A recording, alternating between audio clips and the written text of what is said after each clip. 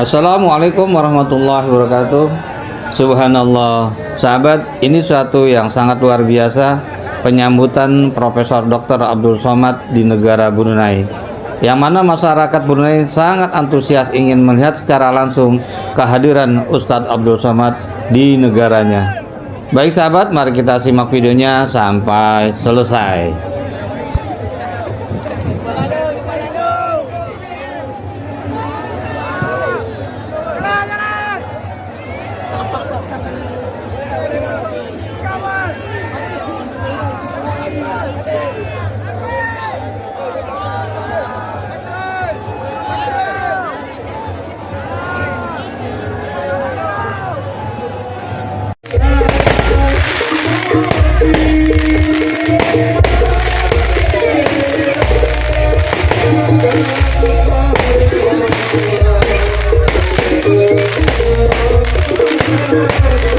Sambutan Isra dan Mi'raj disemarakan lagi dengan ceramah khas yang akan disampaikan oleh Yang Mulia Profesor Dr. Ustaz Haji Abdul Somad, penceramah khas dari Republik Indonesia. Assalamualaikum warahmatullahi wabarakatuh. Waalaikumsalam warahmatullahi Alhamdulillahilladzi bi wabarakatuh. ni'matihi tatimmus shalihat. Wassalatu wassalamu ala sayyidis sadat wa ala alihi wa ashabihi ahlil fadaili wal karamat. Allahumma 'allimna ma yanfa'una wanfa'na bima 'allamtana innaka antal alimul hakim. Rabbi shrah li sadri wa yassir li amri wahlul 'uqdatam min lisani yafqahu qawli. Allahumma shalli wa sallim ala sayyidina Muhammad wa ala alihi wa ashabihi wa man tabi'ahum bi ihsanin ila yaumiddin, amma ba'd. Menghadap ke hadapan majlis ke bawah duli yang maha mulia Paduka Sri Baginda Sultan Haji Hasan Al-Bolkiah Mu'izzuddin wa Daulah Ibni Almarhum Sultan Haji Omar Ali Saifuddin Sa'dul Khairi wa Din, Sultan dan yang di-Pertuan Negara Brunei Darussalam. Ampun beribu-ribu ampun, dengan segala penuh hormat serta ta'zim, hamba ke bawah duli Tuan Patik menjunjung limpah kurnia perkenan ke bawah duli Tuan Patik bagi menyampaikan ceramah ini kepada para hadirin dan hadirat di majlis sambutan Isra dan Mi'raj peringkat negara bagi tahun 1446 Hijrah dengan menggunakan bahasa biasa dalam ceramah yang akan hamba ke bawah duli Tuan Patik sampaikan ini. Tajuk yang dilimpahkan kepada Patik adalah sembahyang mencerdaskan minda. Apakah betul sembahyang itu boleh mencerdaskan minda? Maka syarat orang yang sembahyang mesti ada minda, baligh, berakal. Walaupun dia baligh, umur sampai, tapi kalau tidak berakal maka dia tidak wajib sembahyang. Rufi'al qalamu an thalathatin, ada 3 jenis manusia yang amalannya tidak dicatat, malaikat tidak menulis amal dia. Anis sabiyi hatta yahtalim, anak kecil hingga dia akil baligh. Anin naim hatta yastayqis, orang tidur hingga dia terjaga. Anil majnun hatta yafiq, orang gila hingga dia sihat daripada penyakitnya. Ketiga-tiga manusia ini tidak wajib sembahyang, sebab tiada minda yang boleh dia pakai untuk mengingat Allah Subhanahu wa ta'ala. Orang Arab menggunakan untuk minda ini, mereka kata menggunakan 3 huruf, aqala.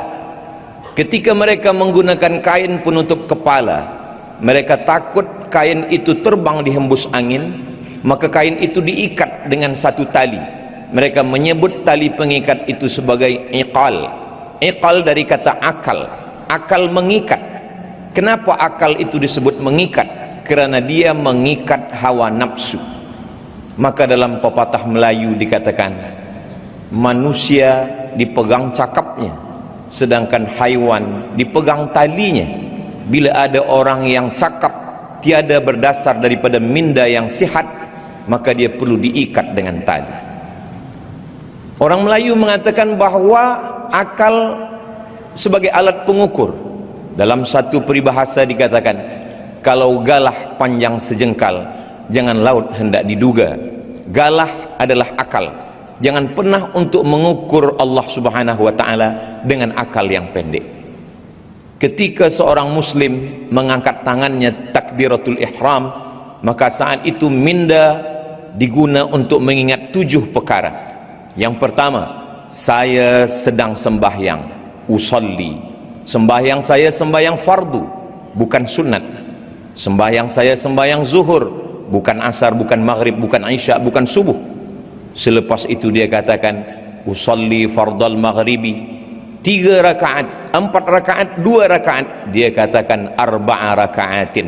Adaan, bukan qada, bukan i'adah, lillahi ta'ala. Itulah yang terkumpul dalam talaffuz bin niat usalli yang diucapkan setiap muslim. Usalli fardaz zuhri arba'a rakaatin adaan ma'muman lillahi ta'ala. 7 perkara itu dia ingat kuat-kuat. Pada saat itu minda dia sedang dicerdaskan dengan mengingat perkara-perkara itu. Jika ada seorang muslim kerana sibuk dengan sosial media, dengan televisi, kemudian dia lupa mengingat sesuatu, lalu dia angkat takbiratul ihram, maka sepakat semua mazhab batallah solatnya.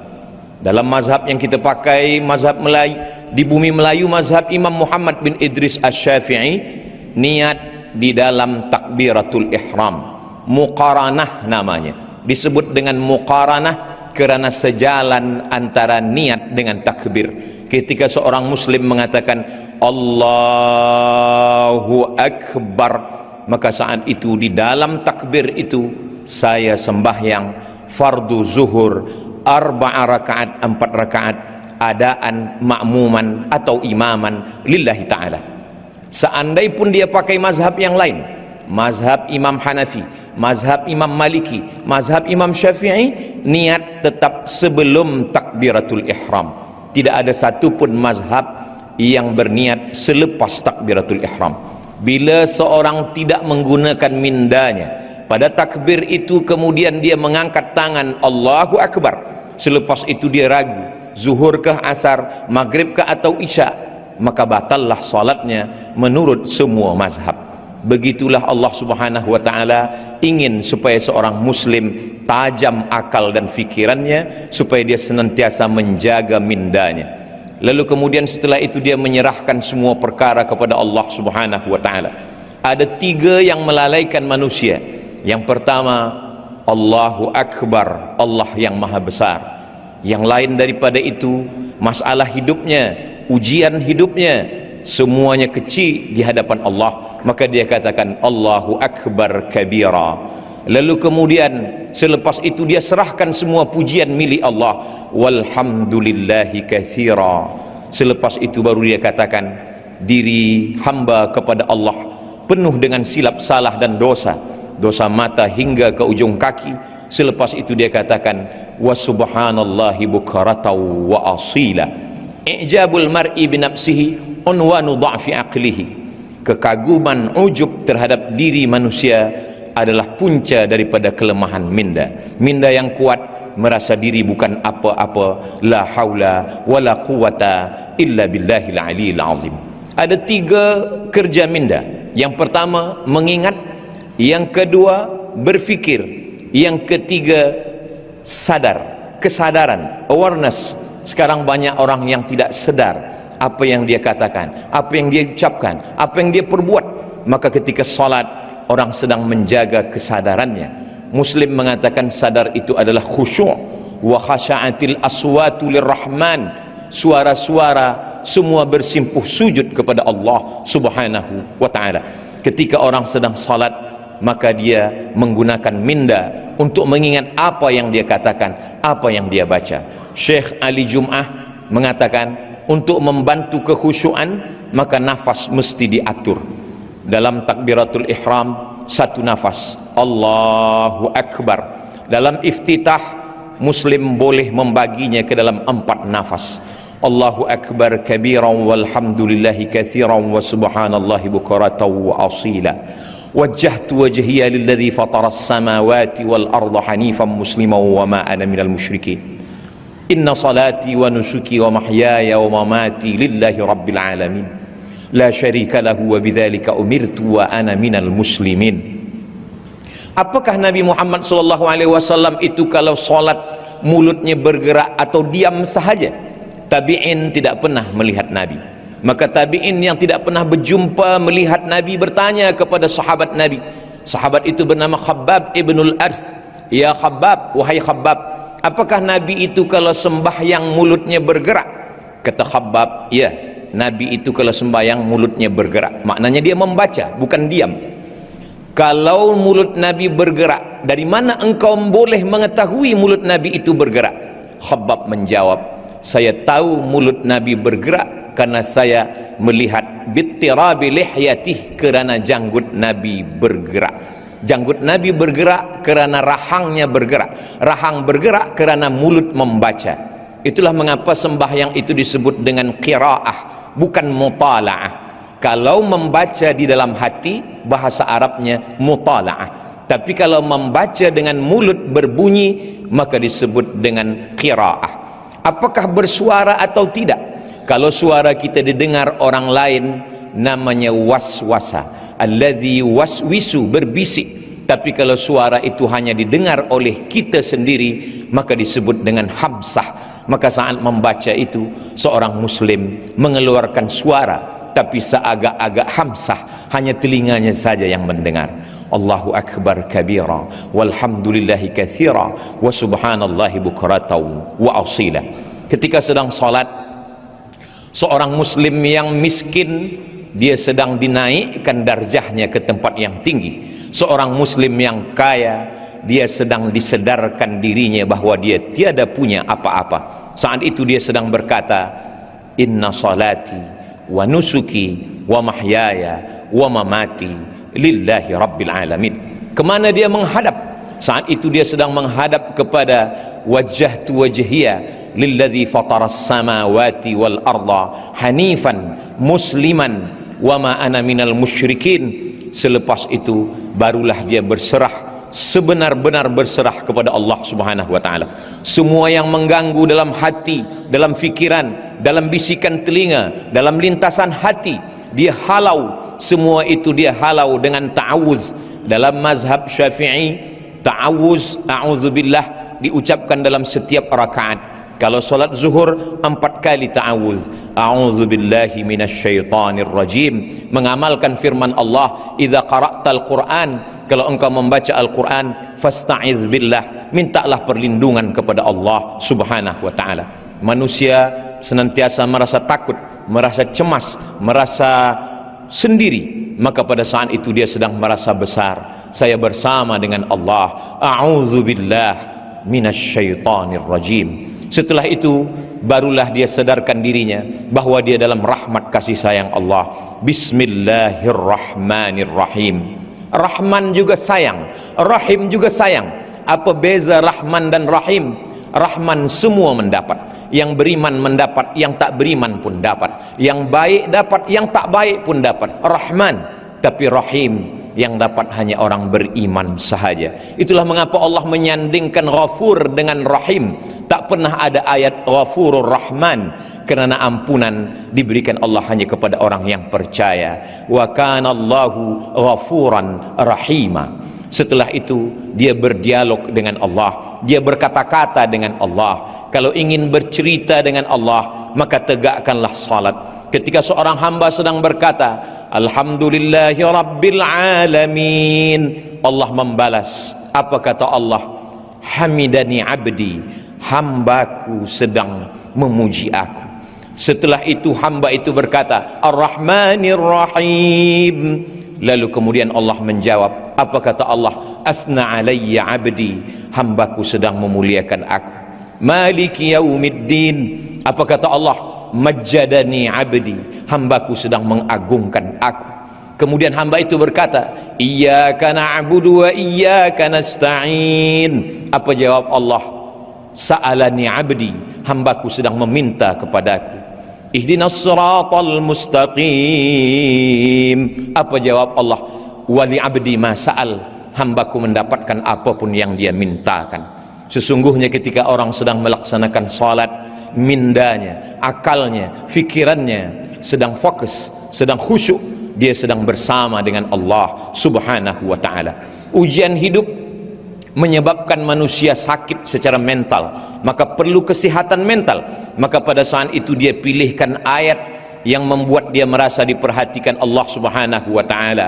Beban hidup seorang hamba menjalani segala kesusahan, kepahitan hidup, maka pada saat itu apa ayat yang dia baca? Alam nashrah laka sadrak, bukankah belum kulapangkan dadamu, kata Allah. Alam nashrah laka sadrak wa wada'na anka wizrak, lalu kemudian aku angkat semua kesulitan, kepayahan yang engkau jalani dalam hidup. Lalu kemudian alladzi anqadha dhahrak, semua yang membebani pundakmu, wa rafa'na laka dzikrak, kami akan mengangkat namamu, kami akan membuat engkau selalu dikenang sepanjang zaman. Kalaupun ada kepayahan, kesusahan, kesulitan hidup, maka sesungguhnya dua kali Allah mengulang, fa inna ma'al usri yusra, inna ma'al usri yusra. Di dalam kepayahan itu ada kemudahan, di dalam kesusahan itu ada kebahagiaan. Fa idza faraghta fansab, kalau engkau selesai dari satu ibadah, jangan lupa, jangan lalai, fansab, pindahlah ke ibadah yang lain. Wa ila rabbika farghab, jangan lupa selalu berharap kepada Allah Subhanahu wa ta'ala. Setelah itu dia pun salah, diambil dari kata salah. Salah maknanya tulang belakang yang membengkok dan membungkuk. Salah maknanya membengkokkan tulang belakang menghadap Allah. Saat itu seorang hamba membungkuk kepada Allah dan dia berkata, subhana rabbiyal azimi wa bihamdih. Selepas itu dia angkat kepalanya dan berkata, sami'allahu liman hamidah. Selepas tulang belakang itu lurus kembali, lalu dia ucapkan dalam mazhab Syafi'i, Rabbana lakal hamdu mil'us samawati wa mil'ul ardi wa mil'u ma syi'ta min syai'im ba'du. Selepas itu 7 anggota badannya dia lekatkan ke tanah, 2 ujung kaki, 2 lutut, 2 tapak tangan, 1 kening. Di saat itu dia berkata, subhana rabbiyal a'la wa bihamdih. Apa kata Nabi SAW? Aqrabu ma yakunul abdu min rabbih wa huwa sajid. Seorang hamba sangat dekat dengan Allah ketika dia sedang bersujud. Disitulah letak keadilan Allah. Seandainya Nabi mengatakan orang paling dekat dengan Allah ketika dia di Makkah, menangislah orang miskin. Bagaimana dia boleh sampai ke Baitullah? Seandainya Nabi mengatakan orang paling dekat dengan Allah ketika dia sedang di padang Arafah, betapa orang susah tak mendapatkan kemuliaan itu. Tapi betapa adilnya Allah. Apa kata Nabi? Aqrabu ma yakunul abdu min rabbih wa huwa sajid. Orang paling dekat dengan Allah ketika dia sedang bersujud. Yang miskin dan yang kaya, rakyat jelata, siapapun jua, boleh menempelkan keningnya ke lantai dan berbisik. Kalau makhluk di bumi tak ada lagi tempat mengadu, kawan sudah menjadi lawan, sahabat menikam dari belakang, menggunting dalam lipatan, menjegal kawan seiring, maka saat itu berbisiklah ke tanah, maka malaikat di langit akan mengabulkan segala doa-doa. Subhana rabbiyal a'la wa bihamdih. Di saat duduk di antara 2 sujud, itulah doa yang paling panjang. Walaupun duduk antara 2 sujud itu paling pendek dalam sembahyang, tapi sesungguhnya seorang mukmin doa yang paling panjang, 8 permohonannya kepada Allah. Rabbighfirli warhamni wajburni warfa'ni warzuqni wahdini wa'afini wa'fu anni. Itulah doa yang paling panjang. Dalam tegak, dalam ruku', dalam sujud, tak ada permohonan sampai 8 permohonan itu duduk di antara 2 sujud. Tapi banyak orang tiada menggunakan minda untuk mengingat apa yang dia minta kepada Allah Subhanahu wa ta'ala. Selepas itu di sujud terakhir dia berkata, meminta kepada Allah. Kalau dia boleh menggunakan bahasa Arab, dia mengadu kepada Allah. Kalau dia tanpa guna bahasa Arab, dengan guna bahasa apapun Allah Maha tahu. Wa na'lamu ma tuwaswisu bihi nafsuh, kami tahu apa yang berbisik-bisik di dalam hatimu. Selepas itu, selepas bermunajat, dia lepaskan segala kepayahan, kesulitan, kesusahan hidupnya. Setelah itu dia pun menyaksikan mi'raj. As-salatu mi'rajul mu'min. Sembahyang itu adalah mi'rajnya orang beriman.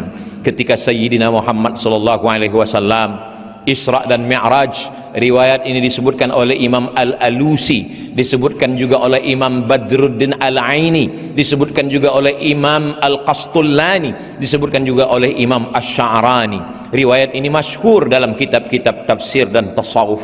Ketika Nabi sallallahu alaihi wasallam berdialog dengan Allah. Apa kata Nabi Muhammad sallallahu alaihi wasallam?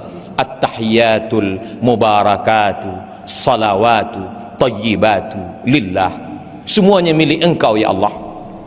Lalu kemudian apa kata Nabi selepas berkata at-tahiyatul mubarakatu salawatu tayyibatu lillah? Allah menjawab ucapan itu dengan ucapan Assalamu alayka ayyuhan nabiyyu wa rahmatullahi wa barakatuh. Dijawab oleh Allah Subhanahu wa taala, Assalamu alayka ayyuhan nabiyyu wa rahmatullahi wa barakatuh. Keselamatan, kerahmatan, keberkahan untukmu wahai Muhammad sallallahu alaihi wasallam. Dijawab oleh Rasulullah, wassalamu alayna wa ala ibadillahis salihin. Nabi tidak ingin salam itu hanya untuk dirinya, dia ingin salam itu melimpah. Wassalamu alayna wa ala ibadillahis salihin. Setelah itu semua malaikat-malaikat bersyahadat asyhadu an la ilaha illallah wa asyhadu anna muhammadan rasulullah. Itu hanya dapat difahami oleh orang yang mindanya hidup, mindanya cerdas, setiap hari dilatih, dibiasakan. Pada saat itu dia sedang bersama dengan Allah Subhanahu wa taala. Kun ma'allah, hendaklah engkau bersama dengan Allah. Illam takun ma'allah, kalau bukan bersama dengan Allah, bersamalah dengan orang-orang yang ketika engkau bersama dengan mereka hatimu sejuk, selalu berasa bersama dengan Allah Subhanahu wa taala. Andai dia cukup dengan salawat Ibrahimiyah, dengan menyertakan nama Nabi Ibrahim, kama barakta ala Ibrahim wa ala ali Ibrahim fil alamin innaka Hamidum Majid. Tapi seorang muslim ingin sembahyangnya sempurna, dia memperakui segala silap salahnya. Dia berkata, Rabbighfirli ma qaddamtu wa ma akhartu wa ma asrartu wa ma alantu wa ma asraftu wa ma anta alamu bihi minni antal muqaddimu wa antal muakhiru la ilaha illa anta subhanak inni kuntu minadh zalimin. Selepas itu dia memohonkan sebagaimana riwayat dalam Sahih Muslim, Allahumma inni a'udzubika min azabi jahannam wa min azabil qabri wa min fitnatil mahya wal mamat wa min syarri fitnatil masihid dajjal.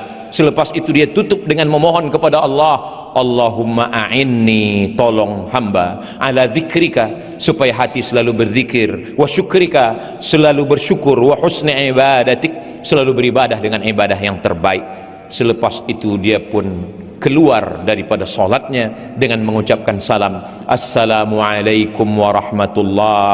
Selepas itu dia katakan Assalamualaikum warahmatullah. Pada saat itu semua beban hidup, fikiran, kepayahan, kesusahan lepas, kerana dia sedang bersama dengan Allah Subhanahu wa taala. Salat tidak hanya menajamkan minda, tapi juga mencerdaskan yang disebut dengan intelligent quotient, tapi juga emosional. Emosional seorang muslim, dia marah, dia ingin berduka, dia bersusah hati, semua kesusahannya sudah dia limpahkan kepada Allah Subhanahu wa taala. Kalau Nabi Musa berdoa kepada Allah, Rabbi syrahli sadri, lapangkanlah dada hamba, berbeza dengan Nabi Muhammad sallallahu alaihi wasallam. Sebelum diminta dia sudah diberi. Apa kata Allah? Alam nashrah laka sadrak, bukankah sudah kulapangkan dadamu ya Muhammad sallallahu alaihi wasallam. Ketika seorang muslim sudah berserah diri kepada Allah, selepas salat dia tetap mengatakan astaghfirullah, astaghfirullah, astaghfirullah. Mengapa dia beristighfar? Dia bukan minum khamar, dia bukan melakukan perbuatan maksiat, dia baru saja keluar daripada salatnya, aqwalun, ucapan, wa af'alun, perbuatan, mufattatahatun bitakbir, dibuka dengan takbir, wa muhtatamatun bitaslim, ditutup dengan salam. Tapi kenapa dia mengatakan astaghfirullah? Begitulah seorang muslim, dia sadar dalam salatnya dia lupa, dalam salatnya dia lalai. Orang Melayu mengatakan khusyuk itu macam meniti pematang di tengah sawah. Seorang petani selepas memanen padi, dia pun memikul padinya di atas pematang yang licin, tanah liat di tengah sawah. Kadang terjatuh ke kanan, dia bangkit lagi. Kadang terlepas kaki ke kiri, dia tegak kembali. Begitulah menjaga kekhusyuan. Selepas itu dia sedarkan dirinya, astaghfirullahalazim alladzi la ilaha illa huwal hayyul qayyum wa atubu ilaih. Selepas itu dia berzikir subhanallah walhamdulillah la ilaha illallah. Selepas itu dia berdoa, ad-da'i wal mu'amminu fil ajri sawa. Yang berdoa dan yang mengaminkan sama-sama dapat pahala. Hari ini banyak orang tidak lagi mahu berdoa selepas sembahyang meninggalkan masjid, padahal itu adalah satu saat, suatu waktu yang dipilih oleh Allah Subhanahu wa taala, waktu mustajab untuk berdoa. Maka ketika imam membaca, sesungguhnya Nabi Ibrahim, Nabi Musa alaihissalam berdoa, Nabi Harun mengaminkan. Apa kata Allah dalam Al-Quran? Qad ujibat da'watukuma, doa kamu berdua sudah dikabulkan Allah. Padahal yang berdoa hanya Nabi Musa, Nabi Harun hanya mengaminkan. Nabi Musa berdoa, Nabi Harun mengaminkan. Jibril berdoa, Nabi Muhammad SAW mengaminkan. Suatu ketika Nabi Muhammad SAW turun dari mimbarnya. Dari lantai aras yang pertama Nabi mengatakan amin, yang kedua Nabi mengatakan amin, yang ketiga Nabi mengatakan amin. Sahabat bertanya, lima fa'alta ya Rasulullah, mengapa engkau lakukan ini wahai Rasulullah? Kami mendengar engkau mengatakan amin 3 kali, tapi kami tak mendengar ada satupun yang berdoa. Nabi Muhammad SAW mengatakan, saya baru saja mendengar malaikat Jibril berdoa, 3 doa Jibril. Bu'adan liman adraka Ramadan falam yughfarlah, celakalah orang yang berjumpa dengan Ramadan tapi tidak diampunkan dosanya. Maka Nabi Muhammad SAW mengatakan amin. Yang kedua, bu'adan liman adraka walidahul kibara ahaduhuma aw kilahuma falam yudkhilahul jannah, binasalah orang yang berjumpa dengan ayah ibunya tapi dia tidak berbakti kepada mereka berdua sehingga dia tidak masuk surga.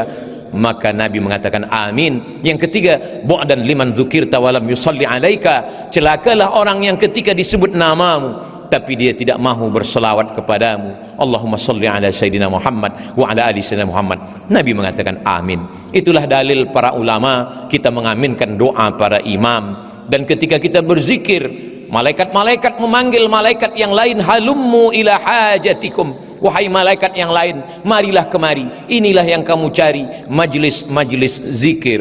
Selepas berzikir dan berdoa, lalu kemudian semua malaikat-malaikat itu berkata, qumu maghfuran lakum, tegaklah berdiri, kamu semua sudah diampunkan Allah Subhanahu wa taala. Keluar dari masjid, semua mengucapkan doa, Allahumma inni as'aluka min fadlik. Kenapa ketika masuk masjid Allah maftahli abwaaba rahmatik?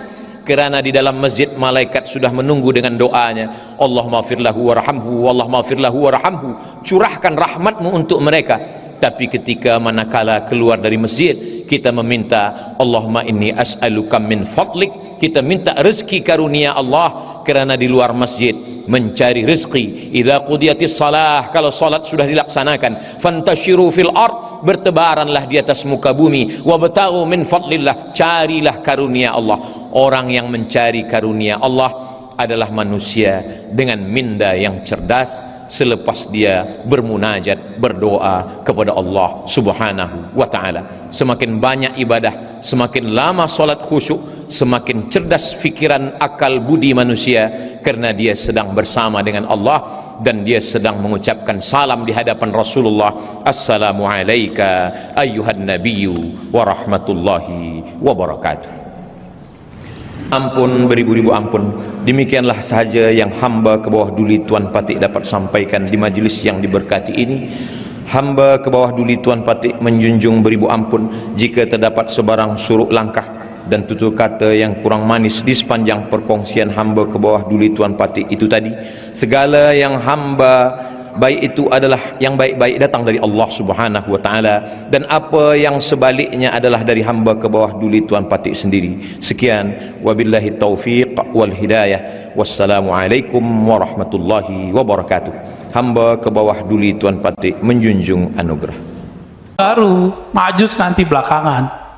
Dikira terbit matahari dulu, enggak, nanti itu. Ya, nanti itu semua. Baik.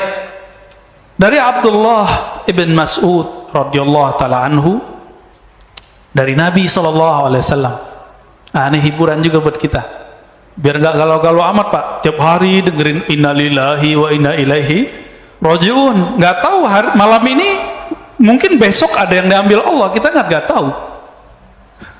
Jangan takut Pak, kalaupun diambil minta, ya Allah kalau engkau ambil tolong husnul khatimah, ya. Kalau tidak engkau ambil, tolong hidupkan kami, mempersiapkan diri kami untuk bertemu Engkau. Jadi nggak ada takut orang beriman itu. Ustadz, anak istri saya gimana? Lah, tenang aja ya. Nabi Isa nggak ada bapaknya, hidup. Ya, ada nggak bapaknya? Hidup. Imam Bukhari yatim, Pak. Sekarang disebut namanya, tidak ada orang belajar hadis kecil menyebut namanya, betul? Ya, baik. Lau lam yabqa minad dunya ila yaumun la tawwalallahu dhalikal yaum. Seandainya tidak tersisa dari dunia ini kecuali satu hari, Imam Mahdi belum keluar, la tawwalallahu dhalikal yaum. Allah akan panjangkan hari itu hatta yab'atsa fihi rajulan minni, sehingga Allah mengutus. Kalimatnya mengutus lah, Pak. Jadi Al-Mahdi itu utusan, ini kata kunci. Al-Mahdi itu mab'us, diutus. Bedanya dia bukan Rasul, bukan Nabi. Mab'us, utusan berarti agen-agennya Allah. Rajulan minni, keturunanku, seseorang dari keturunanku. Min ahli baiti, ini pencirian pertama dari ahlu baitku. Maka pembenci ahlu bait Rasulullah, silakan Pak, kita benci dengan atau nggak sepakat dengan politik fulan, dengan politik fulan. Ini kan habaib lagi pecah nih, ada yang pergerakan ini, ada yang pergerakan ini. Udah, itu biarin, itu hak mereka, kan mereka juga manusia. Mereka emang nggak boleh beda politik, kan boleh-boleh aja. Antum boleh berbeda politik dengan aneh, boleh. Aneh juga boleh toh. Jadi jangan pernah paksa kita ikut politik antum. Sebagaimana kami tidak boleh memaksa jamaah ikut pikiran politik kami, karena politik itu ra'yu, pemikiran murni, bukan dari Allah. Boleh berbeda kita, jangan paksa. Walaupun kita beda dengan para habaib, para zuriat Rasulullah, tapi nggak boleh kemudian meragukan bahwa mereka ini punya nasab kepada baginda Nabi Sallallahu Alaihi Wasallam. Mungkin mereka ada yang mewarisi nasabnya saja, ada yang mewarisi nasab plus akhlaknya. Itu aja bedanya. Ya. Iwat ismuhu ismi. Iwat. Ini terjemahan yang banyak keliru orang-orang. Kalau terjemahan bebasnya kan sama namanya dengan namaku. Tapi terjemahan aslinya bukan itu. Iwat. Wata'a. Itu berkesesuaian, nyatu, mirip namanya dan namaku. Dalam bahasa Arab nama itu ismun, isim. Itu berbeda dengan nama dalam bahasa kita. Ismun itu maknanya, kata Imam Al-Bajuri dalam syarah dan hasyiah beliau, al-wasam wal-ulu was-sumu, tanda dan ketinggian derajat. Jadi kalau diterjemahkan versi ilmu bahasa, ketinggian dan tanda-tanda yang ada padaku diwarisi olehnya. Itu. Nabi itu di bedah dadanya waktu sadar tuh lagi mimpi. Sadar. Imam Mahdi waktu mudanya, kecilnya sudah di bedah dadanya lagi sadar. Bukan mimpi. Oke? Berarti dia tahu nggak dia Mahdi? Dia tahu. Tapi Allah buat orang tidak sadar, karena nggak mungkin Imam Mahdi atau yang akan menjadi Mahdi itu seorang yang ember, bisa dibunuh Pak nanti. Seperti Buhairah mengatakan, hei Abu Talib, jika engkau bawa ini anak ini Nabi, jika ketahuan bahwa dia seorang Nabi, padahal nggak ada ember. Abu Talib nggak ember. Seorang Muhammad bin Abdullah muda nggak ember, nggak pernah ngaku saya Nabi. Tapi orang-orang ahlul kitab yang ngerti kitab, kalau sekarang ya ulama lah yang jago-jago baca kitab yang aneh-aneh, yang unik-unik, itu akan mengenal dengan keilmuan mereka, itulah Al-Mahdi. Jadi nggak mungkin di luar jalur ulama yang mengerti hadis, ulama yang mengerti ilmu akidah, dia pakarnya ilmu umum, nggak mungkin mengerti ilmu ini. Backgroundnya bukan ilmu agama, bukan orang yang mengerti hadis-hadis ini, cuma mengerti lewat terjemahan. Bagaimana mungkin dia mengerti bahwa sosok yang dia katakan Mahdi itu Mahdi? Buhairah dia hafal Pak Bible, perjanjian lama, perjanjian baru. maka dia tahu pencirian Al-Mahdi. Kenapa? Yesus alias Nabi Isa, apa katanya? Inni mubasyirun birrasulin ya'ti min ba'di ismuhu Ahmad, surat Shaf. Aku dapat tugas dari Allah untuk mengabarkan kepada kalian kemunculan seorang rasul namanya Ahmad. Tugas itu tugas Nabi Isa. Maka selesai tugasnya umur 33 diangkat. Nanti ada tugas baru lagi. Ya, nanti di akhir zaman ini gak lama lagi, Pak. Kenapa kita bilang gak lama? Karena hadis berikutnya mengatakan apa? Si Al-Mahdi yang namanya, isimnya, tanda-tanda dan ketinggian derajatnya mewarisi dari ketinggian derajat dan tanda-tandaku, sama denganku, sama dengan ayahandaku. Jadi ini bukan nama KTP, bukan nama paspor, ya. Jadi jangan terjebak pada pencirian nama yang zahir, ciri fisik yang zahir. Fisik yang zahir, nama yang zahir itu setelah islah. Apa arti islah? Allah benerin itu. Jadi Al-Mahdi itu sekarang belum diislah, Pak. Belum diislah. Belum dibenerin fisiknya. Jadi enggak, kalau antum jidatnya lumayan ya. Coba buka jidatnya dikit. Wah, dia bisa jadi calon nih. Calon Mahdi, Pak. Tor, beneran lagi. Jangan halu ya. Pak Ustadz, saya jidatnya lebar. Hidung saya mancung. Ini kan tinggi Mahdi. Kalau begitu berapa banyak habaib, profesor dari dulu jidatnya lebar, hidungnya mancung. Irung mancung, kata orang Sunda. Gimana? Enggak, itu pencirian zahir. Di sini ada, nanti di belakang setelah diislah. Kekeliruan orang-orang hari ini mencari Al-Mahdi pencirian yang zahir. Kalau begitu, Muhammad bin Abdullah berapa orang punya nama begitu? Nama Nabi ada 313 yang kita bisa akses. 313 loh, Pak. Bukan hanya Ahmad, Muhammad, Mahmud. Ada Aqib, ada Mahi, ada Khatim, ada Fatih.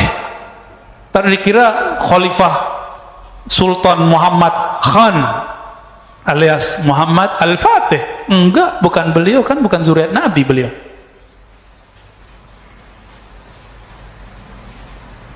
Apa penciriannya tadi? Bukan nama KTP, bukan nama paspor, bukan nama pemberian ayah, bukan.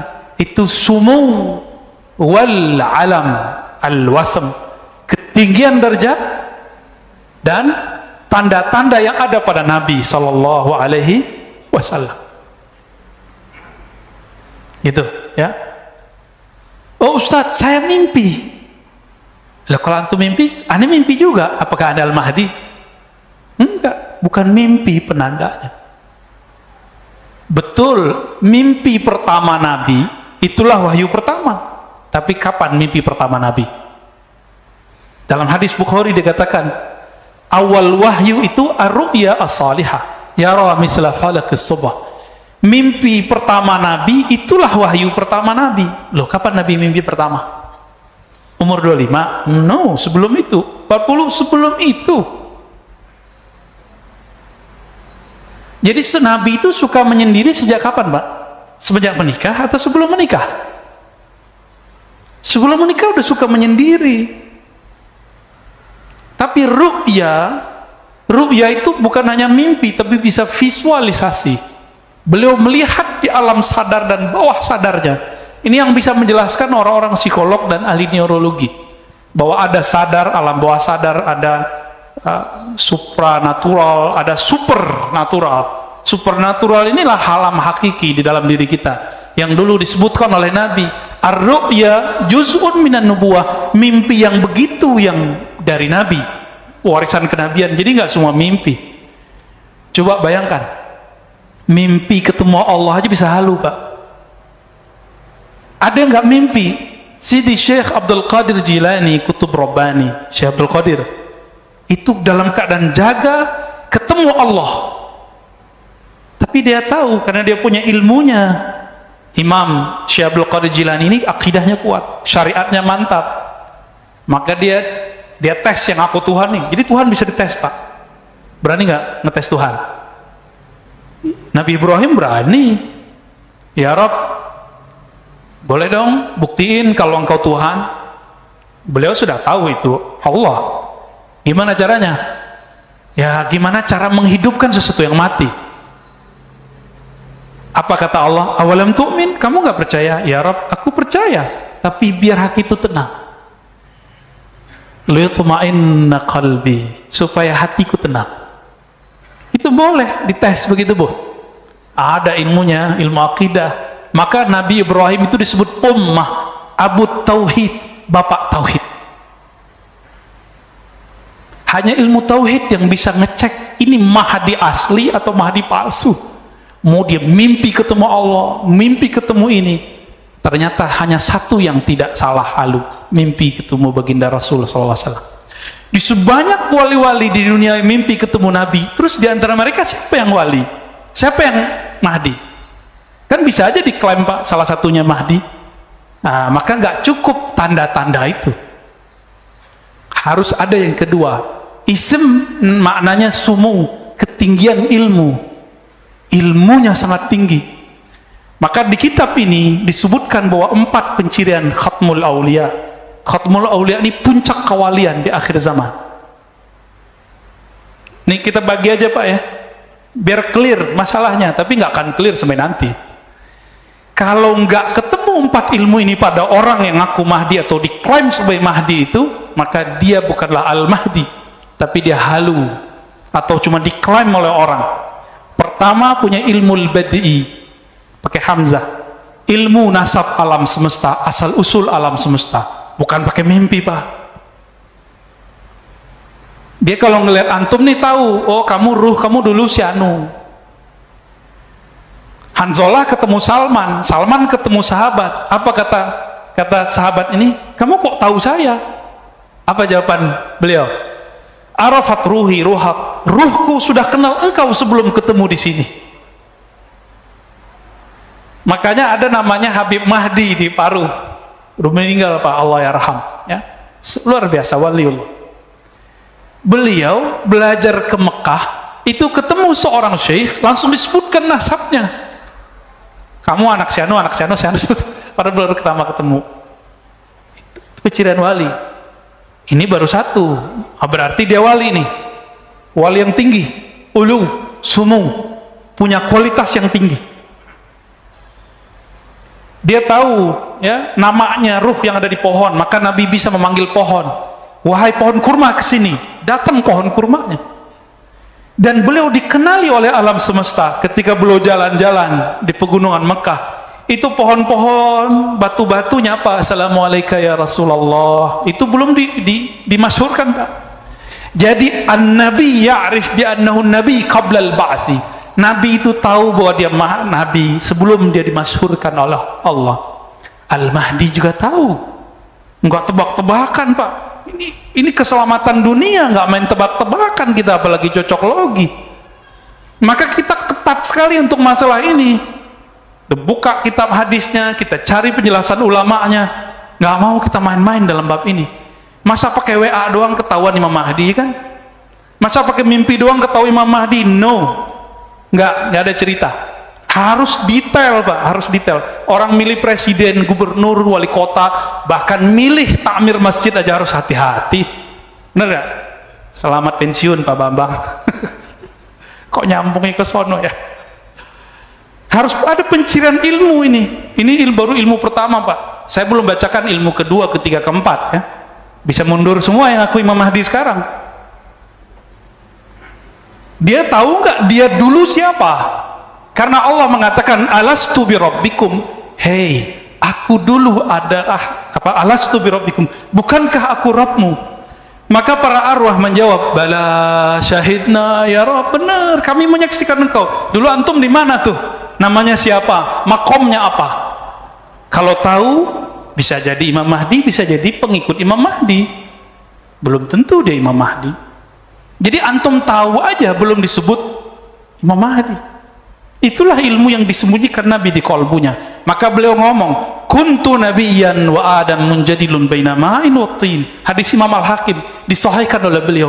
Aku ini sudah nabi dulu. Kalian belum ada, Nabi Adam juga belum ada. Itu nabi di alam mana itu, Pak? Nah, ini yang disebut alam azaliyah atau alam ruh. Apa ulama kita beda pendapat mengenai nama alam ini. Karena kalau ahli akidah, azali nggak disebut alam. Tapi kalau versi ilmu hakikat, itu disebut alam. Ya, karena alam itu kullu ma siwallah, segala sesuatu selain Allah. Gimana Pak? Tegang Pak Bambang? Lalu ada pencirian berikut ketika muncul Al-Mahdi. Jadi kapan Al-Mahdi muncul? Al-Mahdi itu penciriannya yamla'ul arda qista, akan memenuhi bumi dengan keadilan. Wa adla, ya sama artinya, kama muliat zulman wa jawra, sebagaimana sebelum dia dibangkitkan oleh Allah, diislah oleh Allah, ditampilkan oleh Allah. Allah yang nampilin Pak, bukan orang, bukan jamaahnya. Allah yang tunjuk, ente Mahdi. Itulah yang disebut ala minhajin nubuwah. Gak bisa lewat antum 1 miliar bilang ini Mahdi, gak bisa. Antum mimpi semua mengatakan dia Mahdi, gak bisa. Allah yang ngasih unjuk nanti. Ketika bumi telah dipenuhi oleh zulman, kezaliman, jawro, ini bukan negara loh Pak, dunia, bumi. Apalagi Bapak hitung orang main vaksin, ya enggak? Udah jelas kita susah main dana pandemi, Masya Allah. Udah jelas begini masih korupsi itu pemimpin daerah itu, kurang ajar deh itu. Ya, untuk dia masih mengira vaksin itu segala-galanya bisa menyelesaikan masalah, nanti dia bisa kampanye lagi. Gak ngerti dia peta alam semesta. Udah begini kejadiannya, tanya sendirilah sama ahli ekonomi. Orang ekonominya gak yakin Pak 5 tahun ke depan bisa pulih. Apalagi ahli ma'rifatullah yang dia mengerti pergerakan kudrat iradat Allah.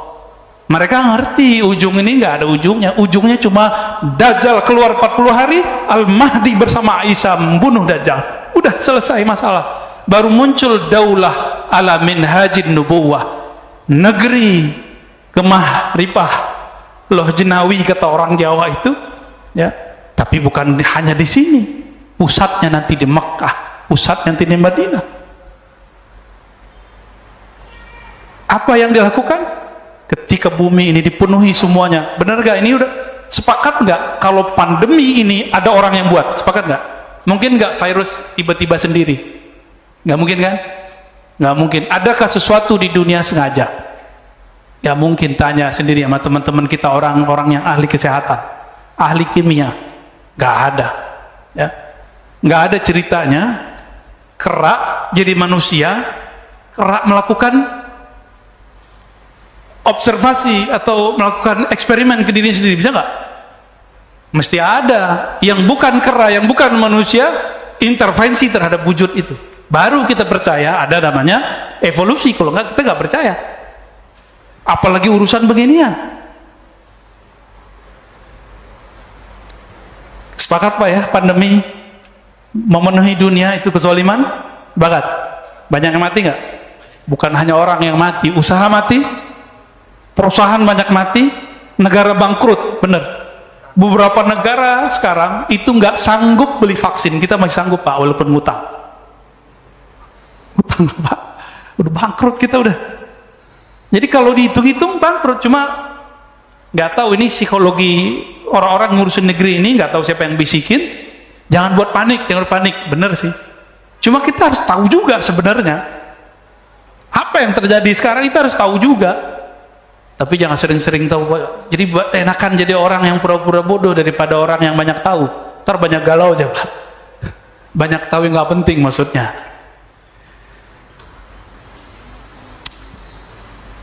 La tazhab la tanqadid dunya hatta yamlikal Arab rajulun min ahli baiti.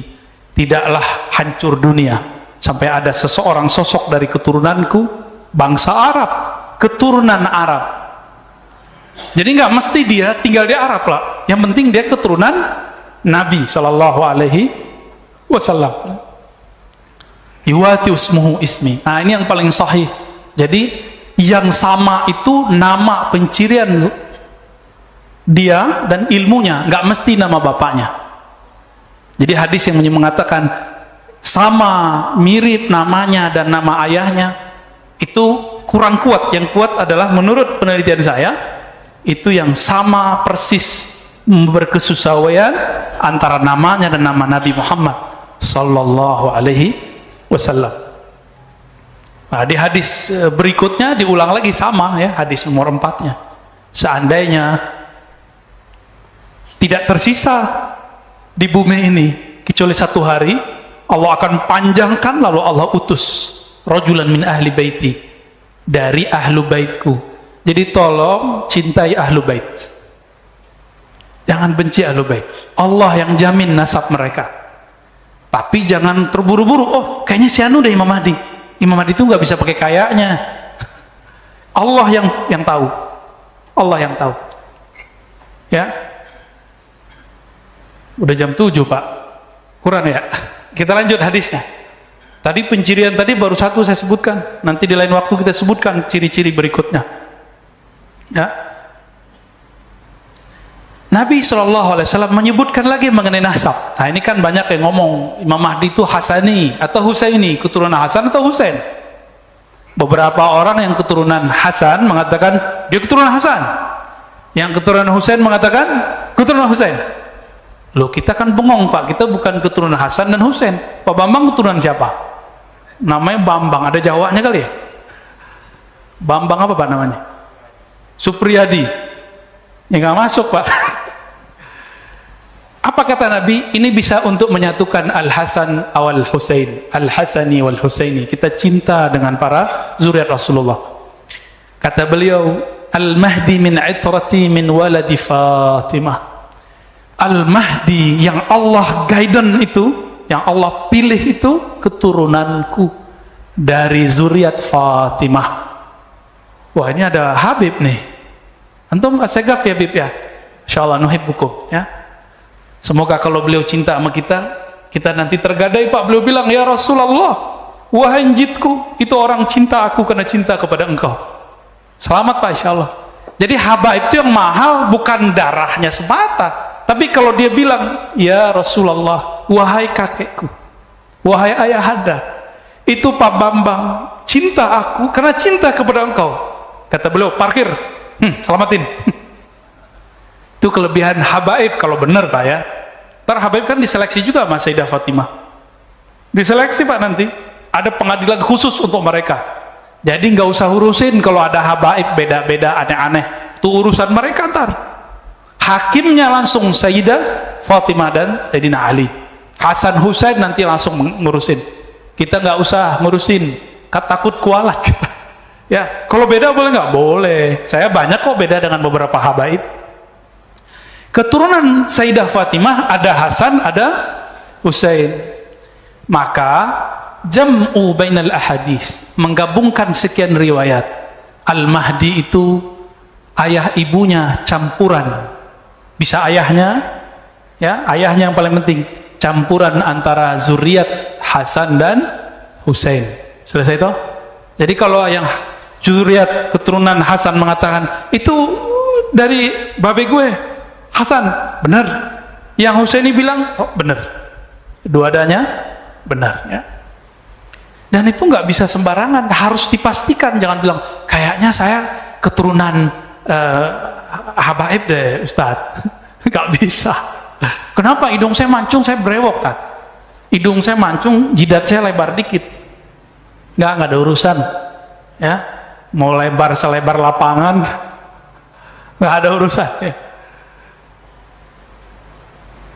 Nah, baru masuk kita hadis Abu Sa'id Al-Khudri. Di sini banyak orang terjebak.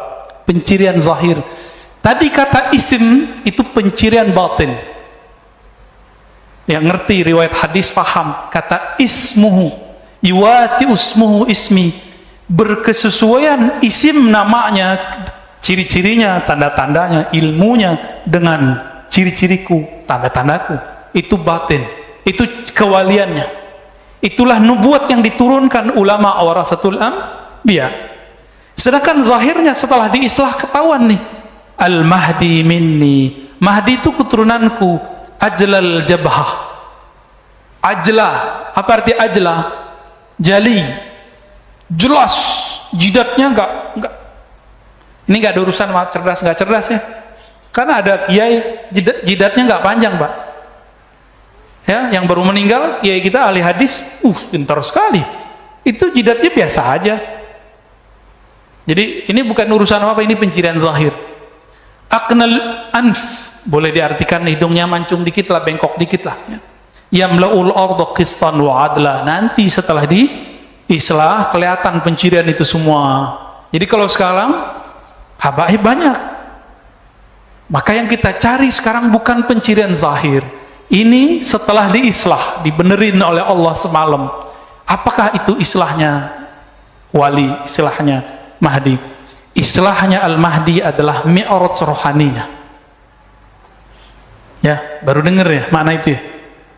Nabi ini kan, nabi-nabi semuanya punya hubungan spesial dengan Allah, disebut mi'raj. Maka disebutlah salatul mu'min, as-salatu mi'rajul mu'min. Salat itu mi'rajnya mu'min, ruhaninya naik. Maka kalau mi'rajnya seorang wali itu dalam salat itu lagi sadar atau lagi mimpi, Pak? Maka puncak kewaliannya Imam Mahdi ketika dia diperjalankan dalam sholatnya, dia akan mengalami seperti yang Nabi alami, mirip-mirip. Sholat di Al-Quds, naik ke atas, persis sama. Kalau belum itu terjadi, pastikan orang ini bukan Al-Mahdi. Ini yang paling mahal, Pak, ciri-ciri Al-Mahdi. Ini yang paling mahal ya. Apa itu? Islah semalam, artinya Allah perbaiki zahir dan batinnya dengan cara diangkat. Jika Nabi Isa diangkat, Nabi Musa pingsan, Nabi Nuh, Nabi Yunus, semuanya diislah. Nabi Yunus apa? Suluk, khalwat dalam perut ikan, nun, disebut zinnun. Itu menyepi yang sangat sepi sekali, gelap gulita. Masuk ke perut ikan, nggak ada lampu, Pak. Tapi kolbunya zinnun, Yunus alaihissalam terang. Maka dia zikir. Saat itu cuma ada engkau, la ilaha illa anta, tiada yang berhak disembah kecuali engkau. Itulah zikirnya beliau. Dulu kalau lihat videonya Al-Habib Omar, beliau pernah zikir anta, engkau ya engkau. Kalau orang-orang tarekat kan biasanya zikir hu Allah, itu Allah masih dia. Habib Umar sudah sampai di makom Yunusiyah. Atau apa itu makom Yunusiyah? Merasakan Allah itu hadir berhadap-hadapan dengannya. Tidak mungkin ini orang gak banyak percaya. Gak apa-apa, Pak. Bab tentang ini akan banyak orang meragukannya. Tapi inilah yang sampai kepada kita, bahwa Al-Mahdi diislah semalam. Itu maknanya dimi'rajkan semalam. Jadi kalau belum dimi'rajkan, dan itu zahir dan batin, bukan hanya mimpi. Kalau mimpi kalahlah sama Abu Yazid. Abu Yazid mengatakan, aku mi'raj sehari semalam 70 kali. Biasa itu, Pak. Maka kalau ada orang mimpi ketemu Allah, ketemu Rasulullah, itu biasa, itu wali aja ya. Kalau disampai ke akhir zaman dan dia dijaga jalannya oleh Allah, mungkin dia jadi tentara Al-Mahdi. Jangan tinggi-tinggi kita menilainya ya. Allahumma sholli ala Muhammad. Masih ada 2 menit. Saya khawatir orang sini sangat menghargai waktu ya. Pernah kita panjangin, diprotes, Pak. Ustadz udah azan. Ya, kalau kita tersinggung kan gawat, ngambek tarane. Ya, insya Allah nggak tersinggung kok, Pak ya. Nanti di pertemuan berikut kita akan bahas tentang sebelum kemunculan itu akan terjadi kematian khalifah. Apa makna kematian khalifah itu? Ya, insya Allah next. Di liqa yang berikut akan kita bahas tentang itu ya. Hadis ini walaupun cuma 9 atau 10, tapi saya ya nggak cukup, Pak. Kita buat daurah ini dalam bahasa Arab di Pekanbaru itu 2 jam full saya jelasin dalam bahasa Arab, dan saya bilang ini masih ada makna yang lainnya. Yang tadi aja saya nggak sebutin semua. Ya, tentang nama itu kita nggak buka semua. Insya Allah kalau tambah dekat waktunya, tambah dekat, kita akan buka. Insya Allah. Harapannya semoga kita masuk ke barisan pejuangnya. Amin. Jangan GR dulu ya. Jangan GR. Biasa aja Pak. Maka tolong jangan terlalu percaya dengan konspirasi yang hoax. Tolong ya. Ini ada makar di dunia ini. Tapi ingat, Allah lebih kuat makar. Udah ingat itu aja. Maka gak usah panik-panik amat, sehingga gampang percaya dengan hoax. Kita ikutin aja jalan main. Mereka mau gini ya kita ikutin. Mau vaksin, ya. Ntar nggak makan anaknya ya, karena nggak vaksin nggak kerja. Udah vaksin aja nggak apa-apa. Kita ikutin. Kan tubuh fisik aja. Sayyidina Ali ditusuk, nggak masalah bagi dia. Cuma tubuh fisik kok, gak usah khawatir Pak, nggak akan jadi zombie. Tapi saya belum vaksin Pak. Lagi nyari yang cocok. Karena vaksin yang A, kebanyakan kawan kita divaksin mati lah, horor juga kita. Walaupun kita tahu yang mematikan hanya Allah, tapi ya secara zahir, ya pikiran kita masih mencari-cari. Nanti kalau ada yang bagus kabarin saya Pak ya. Langsung kita sekeluarga mau vaksin insya Allah. Kita ikutin mainnya, nggak apa-apa. Seperti Nabi dulu ketika perang Hudaybiyah, bukan perang, belum perang. Dibuat MOU Hudaybiyah, 15 kilo lagi udah mau nyampe Mekah. Ditolak, Nabi terima atau enggak? Tapi ada yang nggak terima nggak? Ada, makanya wajar. Kalau sekarang vaksin nggak ada yang terima, wajar lah. Ini analog walaupun jauh, tapi bisa dipakai. Ya, jadi ngalah aja Pak. Sekarang kita, mereka mau apa? Mau 1000 kali vaksin, ayo. Dengan Bismillah kita ambil. Insya Allah tidak akan berefek buruk. Kalaupun wafat syahid. Karena orang yang kena pandemi, ridho. Syaratnya satu, ridho, rela dengan ketentuan Allah ini, dia mati syahid. Maka yang sudah ada keluarganya kena, nggak usah sedih-sedih amat. Dia beruntung Pak, dia meninggal saat ini. Dia mati syahid. Coba antum nanti barisnya cuma 2, tentara Dajjal, tentara Al-Mahdi, nggak ada lainnya. Tentara Al-Mahdi sedikit. Apa kata Nabi? Nanti 73 golongan, cuma 1 al-jamaah. Jika umat manusia 7 miliar, 7 miliar Pak ya, 73, kita cuma 1, berarti 1 banding 100 kali 73, kaliin 7 miliar, berapa nanti? Dikit sekali. Jadi kita nggak usah obsesi juga banyak-banyak jamaah. Nanti kalau banyak-banyak jamaah, ujungnya ngumpulin fulus. Ya, kalau udah ngumpulin fulus, nanti muncul orang-orang jahat memanfaatkan keadaan. Kita kan udah lihat, ya, ustadz-ustadz kita yang populer dengan zikir dikerjain sama orang-orang yang pura-pura ini, dajjal-dajjal teri ini Pak. Pura-pura jadi orang soleh, buat proyek, hilang, ya, bingung ustadznya, karena ustadznya belum tentu wali juga kan. Kalau dia wali kan bisa tangani dia, minimal orangnya hancur Pak langsung, karena menyakiti wali adalah kehancuran awal bagi alam semesta. Mana ada li waliyan faqad adzantuhu bil ard, menyakiti kekasihku. Coba nih, Pak Bambang punya kekasih, masih muda loh Pak ya, disenggol orang, dicolek oleh preman, nggak lihat-lihat, langsung keluar tuh. Pak Bambang yang tadi penakut, itu jadi Bambang yang pemberani. Anak kita dicolek orang, kita habisin Pak, kalau perlu kita bayar orang. Allah nggak akan sia-siakan. Tapi sabar-sabar dikit, jangan tergesa-gesa, jangan panik. Walaupun suara saya tinggi, tolong emosinya jangan tinggi ya. Wassalamualaikum ala Muhammad. Habis ini ada pertanyaan, habis azan? Ada satu ya. Baik, sorban antum, sorban tentara ini ya. Tentara apa nih nggak tahu. Nanti Pak, karena 73 umat Nabi Muhammad, satu bagian dari gerakan yang benar, Al-Haq Ta'ifah. Berarti 72 umat Nabi juga nggak? Maka pakaiannya tentara Dajjal nanti persis seperti pakaian tentara Al-Mahdi. Sama-sama bersorban, sama-sama berkopiah, baju-baju orang soleh. Maka nggak mungkin kita bergerak cuma dengan penciran zahir. Silakan pakai pakaian yang indah, tapi pelajari pakaian yang batinnya.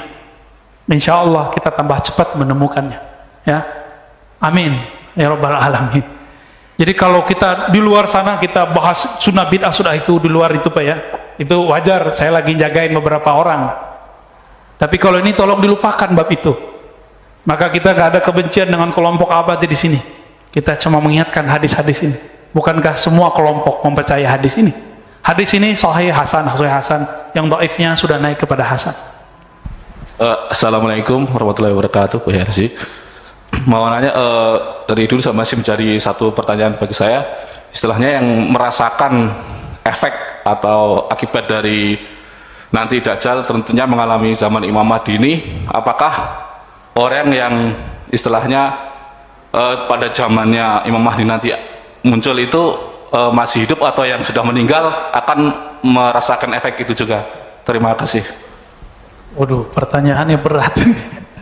Orang hidup sama yang wafat bisa merasakan nggak gitu ya? Antum pengen wafat duluan? Nanti udah banyak meninggal, Pak. Banyak yang meninggal. Itulah kezaliman yang luar biasa yang disebutkan dalam hadis ini. Kapan keluarnya Mahdi? Kalau sudah kasratul haraj. Wa qila mal haraj ya Rasulullah. Apa itu haraj? Haraj yakni al-qatl, banyak orang yang mati, terbunuh, baik dengan cara pembunuhan langsung ataupun lewat vaksin. Ini pembunuhan nggak, Pak?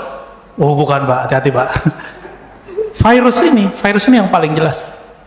Dan ternyata kan ilmuwan sebelumnya, beberapa tahun sebelumnya sudah kasih prediksi, nggak tahu dia ikut serta apa enggak, kita nggak ngerti ya, bahwa nanti untuk menghancurkan suatu negara nggak perlu pakai nuklir, cukup pakai benda kecil ini. Dia pernah ngomong gitu kan dulu.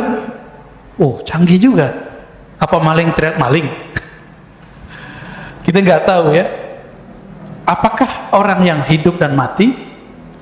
Tentu orang yang hidup, yang bertahan hidupnya, nggak mati karena COVID, Pak. Karena COVID itu berjilid-jilid, versi WHO tuh, bukan versi saya loh ya.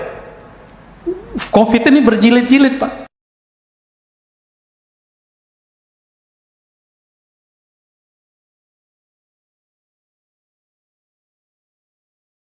Tentara Al-Mahdi, Allah akan mengutus Al-Mahdi, mengeluarkan Al-Mahdi dan membawa Al-Adl, ya, adlan wa qist. Salah besar dalam tafsir, salah besar. Dia bukan ahli tafsir, dia seorang dokter gitu. Ini di akhir zaman salah satu ciri-cirinya dari Ibnu Majah adalah yusaddaqu fihal kazib, yang alim, yang tidak alim dianggap alim. Yang alim kazzab, itu dibenci. Yang S1, S2, S3 nya tafsir siapa? Dr. Quraisy, Profesor Quraisy. Tapi antum kan ngeliat anaknya nggak berjilbab, ya kan? Emang ada urusan? Kalau dia anaknya nggak berjilbab, terus dia berarti tidak mewajibkan jilbab? Kan nggak. Baca buku aja tentang jilbab. Satu buku. Minat baca kita rendah sih ya. Oh ya, saya ditegur sama teman saya, bukan minat baca, daya baca kita rendah, Ustaz. Baca sih baca, WA itu kan dibaca mulu kan, tapi daya nangkepnya itu kurang. Udah kita tulis di situ gak paham-paham juga dia, ya. Maka saya kasih tahu kepada pecinta Zakir Naik, saya nggak pernah benci Zakir Naik. Tapi karena antum mencaci maki ulama, yang ulama ahli tafsir, tapi memuji ini, Zakir Naik itu di India diusir, Pak. Sekarang di Malaysia juga sama. Dan sudah mulai berkasus. Udah banyak kasusnya. Kita doakan saja beliau baik-baik saja, ya. Jadi saya kalau ngeritik orang tuh bukan karena benci, itu murni keilmuan, karena kebawa alam kampus saya itu. Di kampus kita biasa nggak ngeritik-ngeritik. Jangankan Zakir Naik, Imam Fakhruddin Ar-Razi aja kita kritik. Namanya Ar-Razi juga, Pak. Jangankan Fakhruddin Ar-Razi, Imam Abu Hamid Al-Ghazali itu kita kritik, Pak. Dalam bab ma'rifat qalbiyah itu Imam Ghazali kita kritik. Bukan berarti kita lebih pintar dari Ghazali juga, bukan. Itu murni bab keilmuan. Dalam bab keilmuan ada tesis, ada antitesis, itu biasa. Statement dari seorang zakir itu kan tesis dia. Kita buat antitesis kan boleh-boleh aja. Saya kalau dibantah sama profesor, emang profesor tuh benci sama saya? Kan enggak. Kita di kampus sudah biasa, S1, S2, S3, tiap hari kalau di kelas hantam-hantam terus, selesai cium tangan sama profesor. Antum nggak siap berbeda, nggak siap berbeda. Ini yang saya belum pernah kasih tahu. Dulu saya pembenci Quraisy Shihab, waktu saya senang sama Zakir Naik. Buncinya bukan main.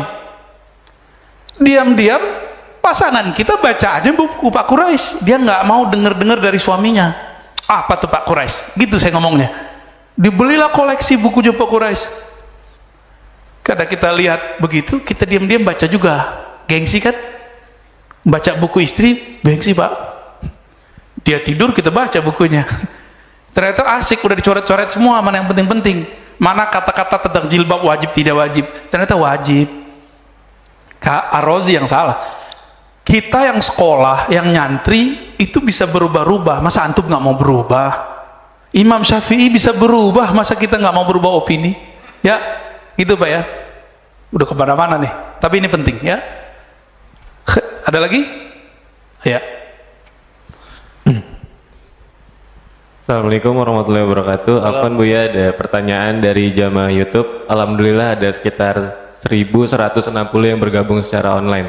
Masya Allah. Bagi jamaah yang belum menyaksikan seri 1 sampai seri 3, silakan menyaksikan di YouTube MRBJ TV. Afwan Buya, saya mau bertanya tentang kedatangan Imam Al-Mahdi. Apakah Al-Mahdi akan datang secara tiba-tiba atau ada tanda-tanda sebelum kedatangannya dan sebelum dibaiatnya? Betul, betul, bagus. Seperti yang kita sebutkan di pertemuan awal bulan, bahwa Al-Mahdi ada tanda-tanda sebelum munculnya. Tanda-tandanya mirip yang ditanyakan Pak Dokter tadi. Ada gerakan tapi bukan negara, tapi menguasai banyak negara, menzolimi banyak negara. Disebut dalam hadis, Allah akan mengutus Al-Mahdi, mengeluarkan Al-Mahdi, dan membawa al-adl, ya, adlan wa qistan, keadilan, kama muliatil ardu jawran wa zulma, sebagaimana bumi tadi jadi penuhi dengan kezaliman yang global. Maka setelah ada kezaliman global, baru kemudian muncul Al-Mahdi. Jadi apa ciri-ciri paling gampang? Karena kalau pakai kolbu sulit lagi nih. Covid ini menurut antum semua, ini kezaliman global nggak? Kita dipaksa Pak, anak-anak nggak bisa masuk ke mall, kita nggak bisa naik pesawat, orang tua kita jauh, saudara kita jauh, sahabat kita jauh, kita mesti pakai vaksin baru bisa naik. Ujung-ujungnya hulus. Ya, benar nggak? Mereka ngira ini itu ada yang murni bisnis, ada yang emang gerakan-gerakan ideologis itu. Ya.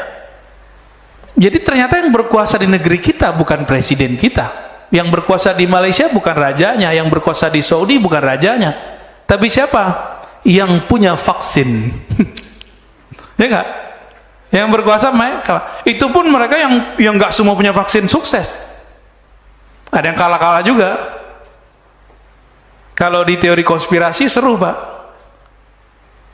Yang paling untung dalam kondisi seperti ini, jangan-jangan mereka lah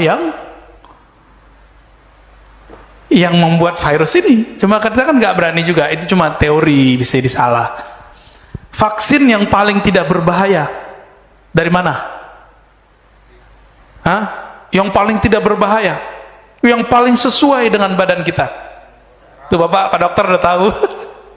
Siapa yang buat? Itu mungkin bukan negaranya Pak, nama negara doang, tapi ada gerakan-gerakan di luar itu. Negaranya sendiri juga bingung. Bapak tuduh Amerika, Amerika juga kewalahan ngadepin COVID. Tuduh Cina, Cina juga kelabakan ngadepin COVID. UK, Inggris, tapi sekarang mereka lagi pesta Pak ya, lagi ada macam-macam event, nunggu aja, nunggu ledakan. Jadi adakah tandanya? Tandanya satu yang paling jelas, kezaliman global. Zolim gak nih? Kita seharusnya bisa hidup, tapi nggak usah khawatir lah. Seandainya tidak ada kezaliman itu, bumi ini tidak layak ditempati lama. Bumi kita nggak layak ditempati lama Pak. Bapak pelajari tentang ilmu geologi. Di bawah bumi kita ada kawah besar, ya. Di mana lagi? Di atas, dari langit. Nggak ada yang aman Pak di sini. Ini bukan negeri Darul Baqa. Jadi nggak usah terlalu sedih. Ini negeri Darul Fana. Ya, main-main aja di sini. Yang bako itu ruh kita. Maka pelajarilah peta kembali pulangnya ruh kepada Allah. Al-Mahdi itu kan ahli ilmu ruh. Jadi saya cuma ngasih pencirian. Siapakah Al-Mahdi? Orang yang paling mengenal ruh, sehingga dia kenal kepada yang meniupkan ruh. Inilah yang kita lagi cari-cari Pak sebenarnya. Antum yang dengar ini jangan GR kalau jidatnya lebar, hidungnya mancung. Bukan itu yang aneh cari, bukan. Ya, kita nggak nyari yang begitu-gitu. Kita nyari, kita menunggu kedatangan orang kekuatan spiritualnya luar biasa. Ruhnya, bukan dia sakti dalam pengertian kebatinan, bukan. Ruhnya, obrolan dia Allah aja, Allah aja. Dia bisa cerita tentang Allah, zatnya, sifatnya, fiil perbuatannya. Kalau ketemu orang itu, pastikan bahwa dia lingkaran Al-Mahdi. Udah ketemu belum? Kan belum. Maka jangan buru-buru tentang Taliban ini. Kita cuma doakan semoga mereka istiqomah dalam Ahlus Sunnah. Ya, semoga mereka nggak brutal kayak dulu. Ya, orang Afghanistan punya trauma nggak dengan Taliban? Makanya pada lari kan? Nah, mereka itu sekarang lagi membangun trust supaya rakyat tuh nggak lari lagi. Itu saya kan tinggal di Ciputat 15 tahun. Itu banyak Pak orang Afghanistan, imigran, refugees. Banyak sekali. Dan ngomongnya bisa dua bahasa. Hustun Persia gitu ya. Terus Arab-Arab jadul, Arab-Arab slang. Jadi kita kalau ngomong sama dia jangan pakai Arab Fusha, nggak ngerti dia. Langsung baca Shadaqallahul Azim dia. Ya. Oke, ada lagi? Ya. Assalamualaikum warahmatullahi wabarakatuh. Pak Mirwan dulu. Ya, silakan Pak. Waalaikumsalam. Pak Mirwan udah keseringan ya. Habis inilah Pak Mirwan. Bismillahirrahmanirrahim. Assalamualaikum warahmatullahi wabarakatuh. Assalamualaikum. Perkenalkan, nama saya Irfan dari Ciputat, Ustaz. Masya Allah. Afan Irfan sekarang. Ya. Saya sering juga mengikuti kajian-kajian Abuya di YouTube. Alhamdulillah kalau kajian-kajian fikih kita banyak menunya di mana-mana, Ustaz. Cuma baru kali ini saya dapat artinya yang mendekatkan kita untuk lebih mengenal ruh, berzikir. Yang saya ingin tanyakan adalah bagaimana cara dan kiat-kiat agar kita berzikir itu tidak hanya di lisan, kita tapi masuk ke kolbu. Dan yang terakhir yang saya menarik juga, bagaimana kita cara menemukan peta pulang ruh kita yang Masya Allah. Terima kasih Ustaz. Assalamualaikum warahmatullahi wabarakatuh. Kalau Bapak lewat kedatang ke sini pakai GPS, bisa tersesat nggak? Bisa. Ya, kenapa? Google, berguru lewat YouTube, lewat Google, ini bisa riskan, bisa berbahaya. Banyak sudah yang sudah menyimpang. Kalau jalan fisik saja bisa tersesat, apalagi jalan rohani. Tapi ada sopir taksi, udah 20 tahun jadi sopir, kita bilang, MRBJ Bintaro 9, siap, nggak perlu pakai GPS. Kita lihat nih nggak pakai GPS, handphonenya butut, dan jalurnya, Masya Allah, dia punya jalur ringkas, tahu-tahu udah nyampe. GPS ada di hatinya. Carilah orang-orang seperti ini, orang-orang yang ilmunya tidak lagi diambil hanya dari kertas. Saya kan ilmunya masih dari kertas, Pak. Ini gaya-gayaan aja, Pak. Karena dulu belajarnya pakai kitab, maka sekarang ngajarnya pakai kitab. Gak mungkin dong Bapak saya bilang, mau ngaji sama saya, nyantri aja. Gak mungkin dong. Maka kita setting dulu dengan Ustaz Rafiq, Habib Geis, dan teman-teman. Ayo kita kalau di sini dakwahnya pakai kitab ngajinya. Alhamdulillah sampai sekarang jadi kan. Di pesantren begini Pak, cuma bedanya di sana ada ujiannya, terus santri itu suruh baca, nggak bisa baca suruh berdiri. Coba kalau kita praktekin, Bapak nggak bisa nerjemah suruh berdiri. Hari ini rame, bulan depan sepi. Kita pernah buat kajian-kajian begitu yang bukan pesantren, ya. Kajian terjemah dulu. Kita nanya, Bapak Ibu, ini artinya apa? Coba satu-satu. Besok tinggal satu orang, Pak, dari 40. Kabur. Kayaknya di sini juga sama. Maka kita memanjakan antum semua. kita bawain kitabnya, kan bukan antum yang bawa kitab, seharusnya kan antum bawain kitabnya buat aneh. Dibawain kitabnya, ya, dibacain, nanti kita jelasin, gitu seharusnya. Namun saya berhusnuzon kepada Allah, ilmu ini kan titipan. Ilmu itu ada yang disebar lewat taklim, murid datang. Ada yang disebar lewat dakwah, gurunya datang. Maka saya gabung dua-duanya. Bapak kan datang ke sini, saya juga datang ke sini, sama-sama datanglah kita. Ya, bagaimana caranya zikir supaya nyambung antara lisan, pikiran, sama qalbu? Itu harus digabung dan ada orang yang menggabungnya, Pak. Itu namanya talqin. Harus ada ahli talqin zikir yang dia juga sudah bergabung kalimahnya, lisan dengan qalbunya. Lalu dibimbinglah Bapak untuk membaca hal yang sama. Ketemu secara fisik, iya, tapi ada hubungan batin. Qalbunya nyambung. Kalau udah nyambung, maka yang dibaca oleh gurunya terbaca oleh muridnya.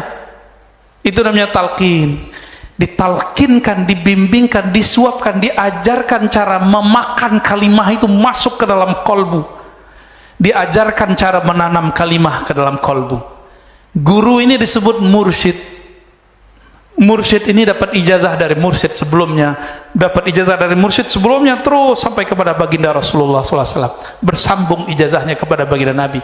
Ini yang diajarkan oleh Sayyidina Ali. Beliau bertanya kepada Nabi, ya Rasulullah, tunjukkan aku, dullani ala aqrabit turuqi ilallah wa ashaliha, ya, tunjukkan aku jalan terdekat kepada Allah. Jadi Ali ini di saat orang minta wiridan, minta amalan, minta wiridan, minta amalan, Ali kan orang spesial. Udah ponakan, udah saudara, sepupu, mantu. Maka dia punya akses yang tidak dipunyai akses oleh orang lain. Apakah tidak, ya Rasulullah, beli dong jalan tol kepada Allah. Udah jalan tol ashal, lebih susah, lebih mudah, bahkan arfa darajatan, lebih tinggi derajatnya di sisi Allah. Maka tidak ada zikir di dunia ini kecuali jalur silsilah zikirnya melewati Sayyidina Ali karamallahu wajhah. Dan itu bukan Syiah, ya. Kebetulan sanad kita mirip aja sama mereka, tapi ini bukan, ini sanad Ahlussunnah. Lalu apa kata Nabi? Aksiru min dzikrillah, banyak-banyak aja zikir Ali. Apa kata Sayyidina Ali?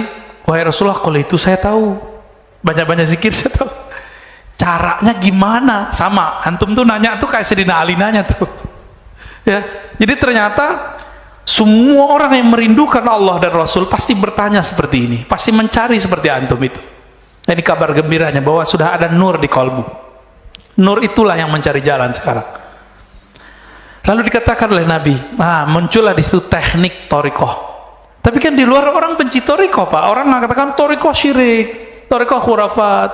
Kalau kita searching di YouTube yang muncul thariqah itu goyang-goyang gitu kan. Jadi nggak muncul yang aslinya. Ya. Maka saya yang tadinya orang harus datang ke kita talqin zikir itu kita anterin, kita ke Jambi, kita buka talqin zikir, tapi kepada kiai-kiai, ustadz-ustadz yang kira-kira dia sudah mencari lama, kolbunya, mereka mau datang ke majelis kita, itu sudah menghabuskan ego keilmuannya. Yang paling berat untuk talqin cuma satu, Pak, ego sama males. Dua-duanya kembar kan itu. Orang kalau ada ego kan males. Si pemuda gitu. Kemana-mana kita ke Pekanbaru, ke Sumatera Barat, saya pulang kampung, ya, kemana-mana yang kita sebar ini talqin zikir. Tapi kepada orang yang tasdik, modalnya cuma satu, tasdik, mempercayai, menerima guru. Guru kita bersambung silsilah ilmunya kepada Nabi Sallallahu Alaihi Wasallam. Maka Nabi ajarkanlah, di situ dibuka, ghammid ainaik, wahai Ali, pejamkan matamu. Itu teknik namanya, Pak. Teknik ini akan berkembang sesuai masa, tapi yang asli begitu.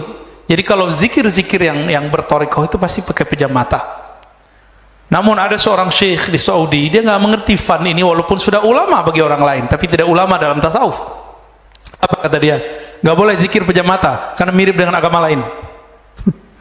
Jadi mirip doang nggak boleh, kata dia. Padahal jenggotnya juga mirip kan.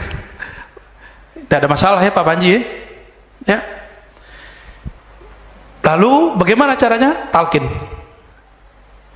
Talqin sama siapa? Ya cari guru yang silsilah keilmuannya bersambung kepada Rasulullah. Udah itu aja Pak, itu GPS-nya. Namun GPS ini ada dua peta. Ada peta cuma peta zikrullah. Si guru cuma ngasih wiridan, zikir, zikir, zikir, zikir, zikir. Capek. Benar nggak?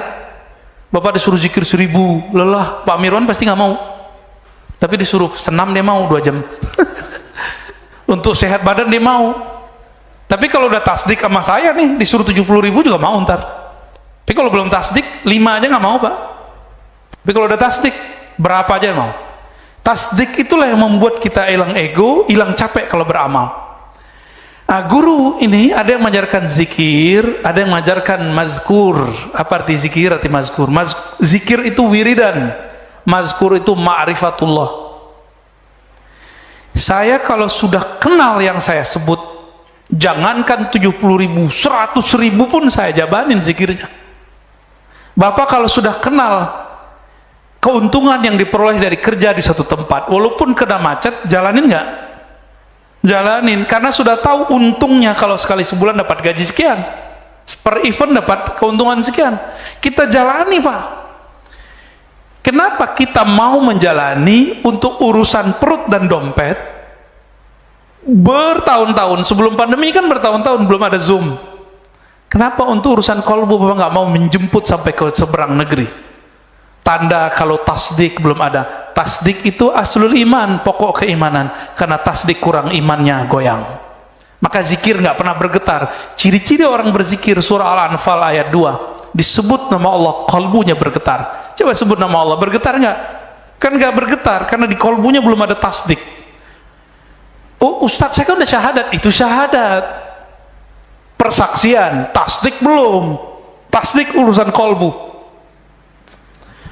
Ini di dalam nanti akan ada semacam navigator Pak, orang yang kolbunya bening dengan nama Allah, lalu mengenal yang disebut, dia akan mampu mengenali orang sejenis dengan dia. Kata Imam Yahya bin Mu'az Ar-Razi, para kekasih Allah itu dapat mencium bau kekasihnya yang lain, walaupun disembunyikan dengan pakaian yang tidak syar'i. Qutb Alban kan dia pakai celana pendek Pak, celana pendek Pak. Untung mazhab dia bukan Syafi'i. Bagi orang Syafi'i dia nggak syar'i. Ya. Pipi sembarangan, sama Wan Sehan kan begitu. Tapi ini saksi teman saya, buang air kecilnya nggak bau, harum. Antum pasti nggak percaya. Ah, Rozi udah gila lagi katanya. Antum nggak akan percaya. Nabi itu ketika beliau dikandung ibunya Aminah, itu hampir setiap malam mimpi ketemu malaikat, ketemu Nabi. Kalau malaikat bawa makanan dari surga Pak, maka darahnya Nabi itu bukan darah dari sini. Itulah sebabnya kenapa darah beliau halal diminum sahabatnya. Beliau dibekam nih, habis dibekam, apa kata beliau nih, tanam darahnya. Mau udah ditanam, udah ditaruh, kayaknya ada nur di sini, makan aja kayak makan jeli Pak. Sampai ke Nabi, Nabi tanya, wahai sahabatku, apakah engkau telah menguburnya? Nabi pura-pura nanya, karena Nabi mencium ada bau darahnya di mulut orang ini. Wahai Rasulullah, sudah aku tanam tapi di perutku, sudah aku kubur di perutku. Apa kata Nabi? Perutmu tidak akan pernah sakit selama-lamanya. Maka nanti ada anak ibu-ibu bawa anak-anak sakit perut, itu orang ini dipanggil, kamu ludahin mulut anak ini, sembuh Pak. Itu pengobatan ala apa itu Pak dokter? Pak dokter yang jawab deh, aku nggak tahu jawabannya apa itu. Pengobatan ala apa itu Pak? Ala Nabi. Ya soalnya Imam Ibnu Qayyim nggak memasukkan piok, meludah itu bagian dari ngobahatin, kecuali ruqyah nggak masukin, ya. Gitu Pak ya. Pak Birwan terakhir. Baik. Assalamualaikum warahmatullahi wabarakatuh. Assalamualaikum. Udah tasdik nih. Tadi kita dengar apa yang dikatakan dari YouTube. Ya. Ya. Kita udah mencapai 1100. itu yang tetap. Kalau yang bolak-balik keluar masuk sekitar 4 ribuan.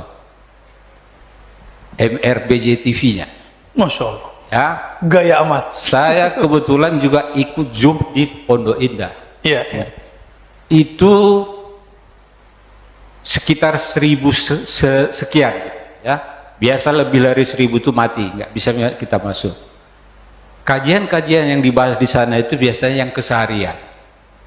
Beda dengan kita ini, saya bilang. Begitu Ar-Razi ini maju, ini banyak orang mengira kebatinan apa yang diajarkan Ar-Razi ini, ya. Kalau saya menilainya, kita berarti di atas dari Pondok Indah. Mengapa? Karena kita membahas bukan masalah keseharian. Kayaknya keseharian itu udah selesai gitu. Nah, mengenai Imam Mahdi, ini di akhir-akhir zaman ini banyak sekali pemberitaan yang kadang-kadang bertentangan, ya. Jadi saya ingat apa kata Ustadz Zulkifli, saudaranya Al-Meraji juga ini dari Padang. Sebenarnya kita ini sekarang udah berada di akhir zaman, ya. Cuma waktu dia menyampaikan itu sepertinya tinggal 2 tahun lagi. Nah, bagaimana ini sebenarnya? Akhir zaman ini, yang sekarang kita ini, berapa lama lagi supaya ini jelas? Ya, supaya ini jelas. Mundur terus ya. Jangan sampai ini ya. Sampai nanti kita menganggap wah 2 tahun lagi, ternyata enggak kok. Ya, ini. Pak Mirwan kan nggak ketemu, Pak. Iya, itu dia. Makanya saya bilang ini harus jelas supaya pendengar juga nanti mengerti ini yang sebenarnya. Demikian. Assalamualaikum warahmatullahi wabarakatuh. Iya, kajian akhir zaman ini ada 2 model. Yang populer ini model ro'yu. Baca teks, lihat berita, kaji, baca buku, kemudian disusun. Ini ro'yu, pakai intelektual. Ya cakep sih, karena bisa buat video, ya kan, bisa buat slide. Ya saya juga bisa sih, Pak. Coba nggak? Ilmu kan bukan di situ. Ilmu kan di kolbu. Emang kalau nggak ada slide terus nggak ngaji gitu? Ya, al-ilmu fil sudur la fil hasub. Bahkan ilmu bukan di kitab. Di kitab ini cuma tulisan mengenai ilmu. Yang membacanya cuma orang yang punya keilmuan membaca coding-coding di dalamnya. Bapak baca buku yang sama dengan saya. Anggaplah bukunya Bapak bisa bahasa Arab, saya bisa bahasa Arab. Hasilnya beda. Tergantung scanningnya ini gimana, cara membacanya. Cara membaca itu yang mahal, metodologi. Ini yang disebut dalam keilmuan Islam madarikul ulum. Perolehan-perolehan ilmu. Dengan cara apa? Kebanyakan empirik dan intelektual. Ini. Mana datanya? Ada di hadis. Itu empirik. Nomor sekian, halaman sekian, ayat sekian. Itu empirik. Kebanyakan orang belajar dalil empirik. Padahal dalil ada yang kedua. Dalil akli. 1 tambah 1, 2. Itu dalil, Pak. Tapi dalil akli. Ya. Apalagi? Sebutkan semua angka-angka, teori-teori yang sudah konstan, hukum konstan dalam ilmu eksak, itu disebut dalil akli. Dia nggak ada di Quran, nggak ada di Sunnah, tapi disuruh dalam Al-Quran. Teks empirik, dalil empirik mengatakan afala ta'qilun, apa kamu tidak berpikir? Bukan apakah kamu tidak mencocok-cocokkan, bukan. Jangan terjebak pada cocokologi. Supaya tidak terjebak cocokologi gimana? Masuk ke ilmu yang ketiga. Harus dengan kolbu, bahkan harus masuk yang keempat dengan ruh. Itu beda loh, Pak. Kolbu sama ruh ini udah beda. Di kolbu masih ada di situ noda. Jadi kalau orang ngomong nih, hati saya berkata, batin saya memandang, itu belum tentu benar.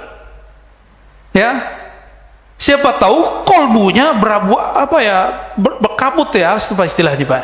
Kalau orang Aceh itu ngomongnya apa tuh? Hah? Enggak, kalau ada kaca tuh nggak jelas muka kita, itu namanya apa tuh? Burem. Siapa tahu kolbunya burem, yang dia bilang A ternyata bukan A. Kasyaf ini unik, ini pelajaran Pak, ini pelajaran kita nih. Masih ingat gak Pilpres kemarin? Ada seorang kiai kasyaf, dia mendapatkan nama calon ini 5 kali. Itu benar Pak, yang dialami itu benar, tapi terjemahannya kan burem, nggak kepilih kan. Pengalaman dia benar, dia membaca itu dan itu tidak salah, tapi ketika dibaca di luar, diterjemahin orang, sama. Jadi kalau sudah ditakbir, aduh kacau udah ya. Nah ini yang terjadi ya. Jadi gimana? Ilmu kita jangan birra'yi, cocok logi. Masa mau kenal Imam Mahdi pakai WA? Saya dikabarkan lewat WA, nggak begitu cara mengetahui Imam Mahdi. Lewat berita Ustadz bahwa di hadis dikatakan jika telah muncul panji hitam di Khurasan, maka disitulah Al-Mahdi. Ustadz, itu benderanya putih apa hitam? Putih Pak, belum hitam. Riwayat banyak panji-panji hitam, berarti ada macam-macam. Saya mau tanya, Nabi Muhammad itu sukanya warna hijau atau hitam? Berarti ada nanti panjinya warna hijau, Pak Panji. Ada yang warna putih, ada yang warna hitam. Hitam itu tanda perang Pak, bahwa ini lagi bergerak. Putih tanda kalah kan gitu. Kita kalau kalah kan putih kan. Hitam itu menunjukkan saya ini kalau sudah bergerak maju nggak mundur lagi, itu hitam. Ini nih kayak gini nih, sekarang nih lagi jihad, saya ajak Pak jihad, mau nggak? Ustaz, saya masih punya anak, saya bini, salam ya. Nggak bisa. Jadi kalau sudah kita ngomong jihad, itu kolbu harus dimantapin, bukan dikerasin, dimantapkan. Nggak ada lagi pikiran ini dan itu. Kolbu yang sudah mantap begitu, di dalamnya ada nama Allah bergerak. Nama Allah bergerak, Pak. Itu yang terjadi pada Ahlul Badar.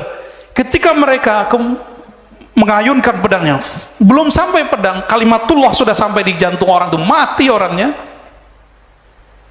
Ini ada di hadis Muslim.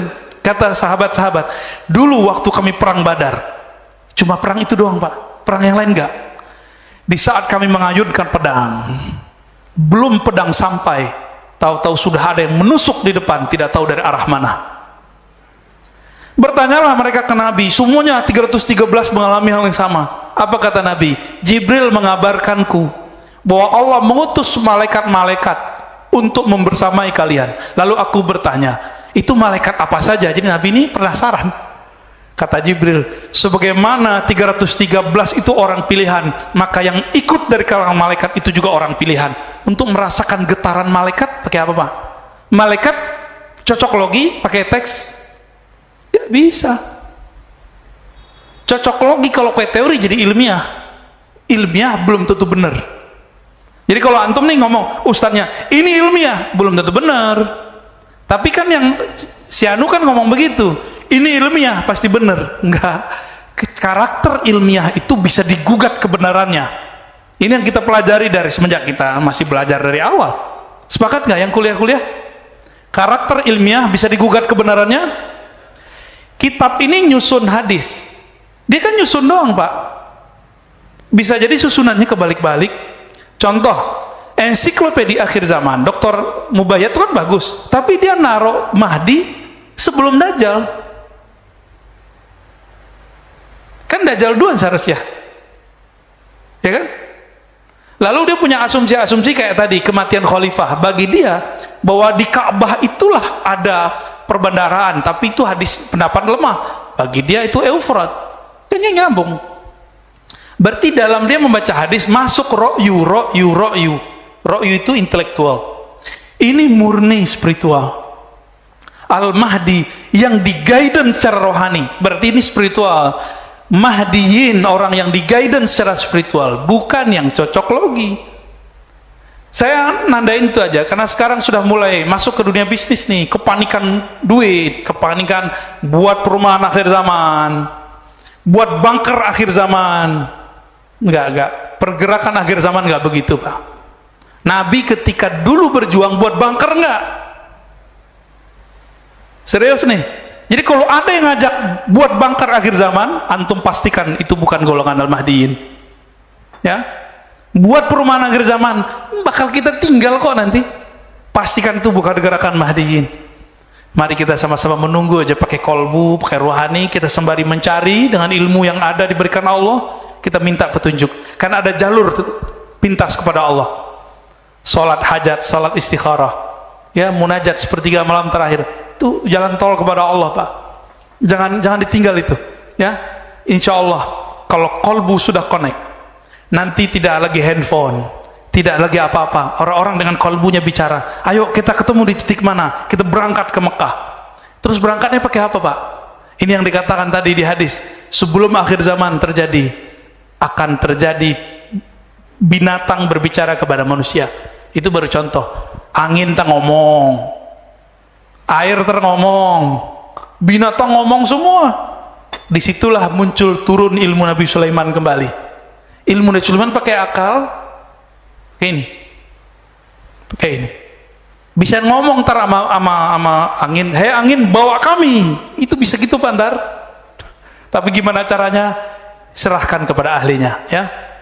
Nah, jadi tolong hati-hati. Saya sebenarnya kan bukan ustadz akhir zaman, Pak, tapi ustadz yang hidup di akhir zaman. Emang ini zamannya. Tolong jangan branding saya dengan nama-nama akhir zaman. Kita ustadz ahlus sunnah aja lah, ya. Kita ngaji ahlus sunnah pelan-pelan. Kalau ahlus sunnah kajiannya banyak, maka tidak perlu membranding. Kadang kita ngomong akidah, kadang kita ngomong fikih, kadang ngomong tasawuf, ya. Kapan hajatnya kita ketemu, kita ketemu.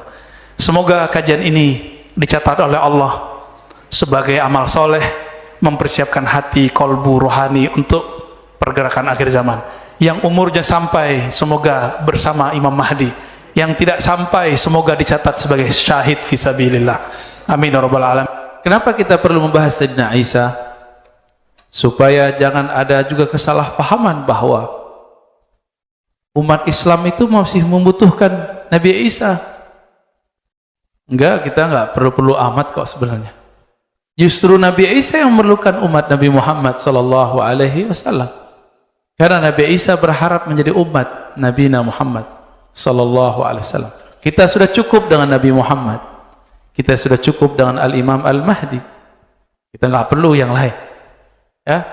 Jadi kalau ada yang mengatakan, wah agamamu mengatakan nanti akan ada nabi kami, Tuhan kami turun.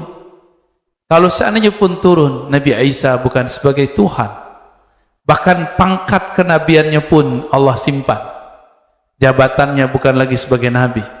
Jabatannya sebagai wali. Wali akhir zaman. Itulah hebatnya umat Muhammad sallallahu alaihi wasallam. Kewalian umatnya ditutup dengan seorang nabi Bani Israel. Canggih nggak tuh? Ya. Kewalian umat Nabi Muhammad sallallahu alaihi wasallam khutimah binubuwwati Isa, dengan nubuatnya Nabi Isa yang turun di akhir zaman.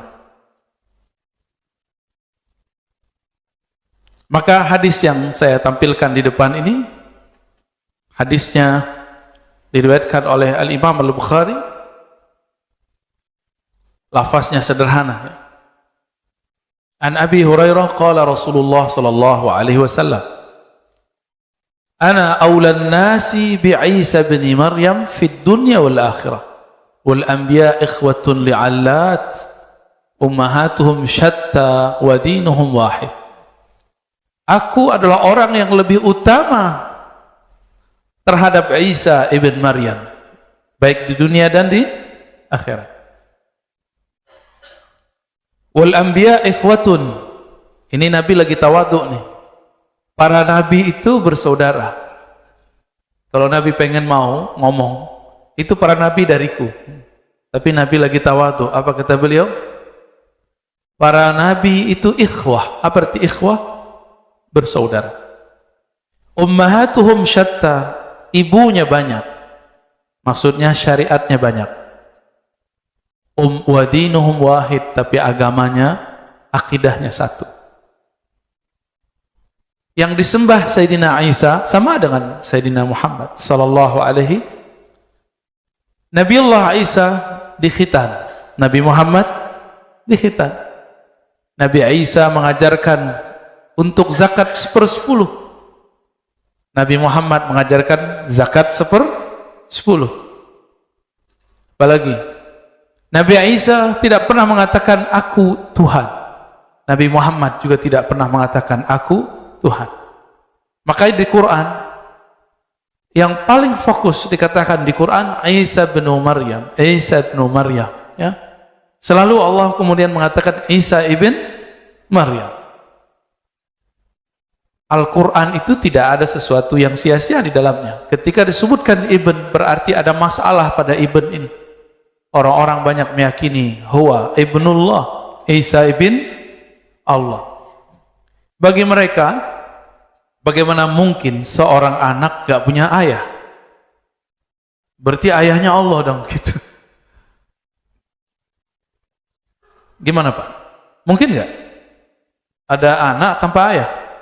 Jangankan ayah, tanpa ibu dan ayah pun mungkin. Siapakah itu? Sayyidina Adam. Lolos Pak. Tauhidnya bagus. Itu penjelasan Al-Imam Ibnu Athaillah As-Sakandari dalam kitab Lataiful Minan. Kemudian Sayyidatuna Hawa, ada Adam tapi tiada ibunya. Berarti ada orang lahir di dunia, muncul di dunia tanpa ibu, berarti dia nggak dilahirkan dong. Gak tahu caranya gimana, wallahu a'lam bishawab. Hanya Allah yang tahu. Dan Rasulullah hanya memberikan kata-kata kunci. Diciptakan manusia min dhal'in atau min dila. Diciptakan perempuan dari tulang rusuk atau kad dhal'in, seperti tulang rusuk. Saya meyakini kedua-duanya.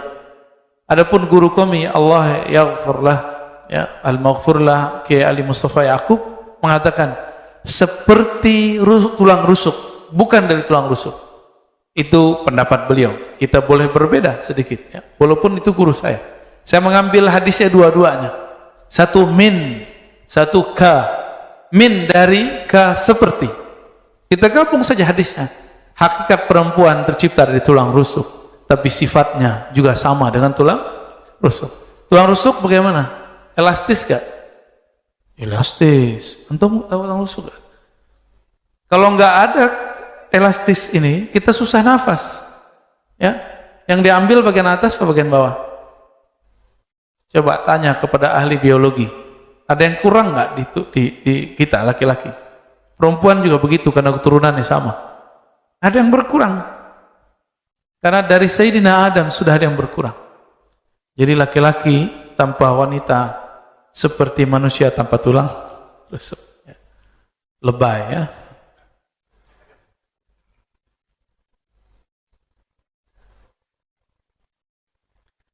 Nabi Muhammad SAW menyebutkan dalam hadis yang kedua, Ra'a Isa ibnu Maryam. Nabi Muhammad gak ketemu Nabi Isa. Bagaimana cara beliau menceritakan Nabi Isa? Saya sudah cerita malam tadi, yang hadir malam tadi, Allah itu menyebut dirinya Ad-Dahru. Apa arti Ad-Dahr? Bukan dahar bahasa Sunda Jawa. Dahar, apa arti dahar bahasa Sunda? Makan pagi ya? Enggak juga, semua makan. Waduh, salah itu ya. Bukan, beda bahasa. Ad-Dahr artinya sang pemilik waktu. Kalau dia memiliki waktu, boleh-boleh saja dia memperjalankan hambanya ke masa lalu atau ke masa depan. Maka sebenarnya jika ingin melintas waktu, mendekatlah kepada sang maha pemilik waktu. Gak usah buat-buat mesin waktu, gak usah. Gak ada itu imajinasi kaum saintis saja yang jadi fiktif, ya. Maka filmnya disebut dengan sains tapi fiktif gitu. Dia kayak ilmiah tapi sebenarnya imajinasi. Mungkinkah terjadi? Mungkin. Yang penting dia mendekatkan diri kepada Allah Subhanahu wa ta'ala. Beberapa di antara kita pasti ada yang diperjalankan ke masa lalu, ada yang diperjalankan ke masa depan, ada yang dalam keadaan mimpinya, ada yang dalam keadaan zikirnya. Wali-wali Allah kenapa bisa cerita masa depan? Karena Allah perlihatkan masa depan kepadanya. Kok bisa? Kan yang tahu masa depan cuma Allah. Iya, Allah dan siapa yang diizinkan oleh Allah Subhanahu wa ta'ala. Nabi Muhammad mengatakan, uridat alayya a'malu ummati, amal umatku diperlihatkan kepadaku. Umat Nabi Muhammad itu ada sahabat, ada yang bukan sahabat, dari tabi'in sampai masa ini sampai kiamat. Berarti masa depan bukan? Masa depan. Jadi Nabi diperlihatkan masa depan. Beliau mengatakan uridat, diperlihatkan kepadaku amal umatku. Jadi kita duduk-duduk begini, Rasulullah SAW sudah lihat. Semoga Rasulullah meridainya, ya. Maka kita sebut-sebut hadis beliau. Jadi antum disebut nama Nabi, katakan sallallahu ala Muhammad atau sallallahu alaihi wasallam. Nabi Muhammad mengatakan ra'a Isa, berarti Nabi Muhammad diperjalankan ke masa lalu. Sayyidina Isa melihat seseorang laki-laki yasriq, melihat dengan matanya bahwa orang itu maling. Faqala lahu asraqta, Nabi Isa nanya, kamu maling? Apa kata orang itu?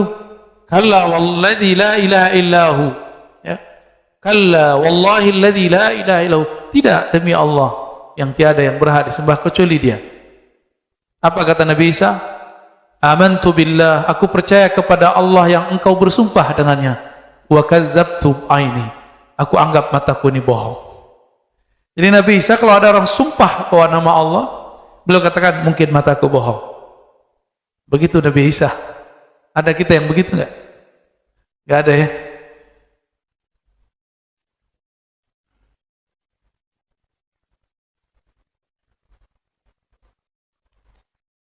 Sayyidina Isa disebutkan dalam banyak riwayat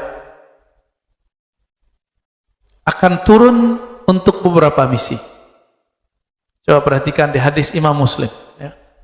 Ini hadisnya.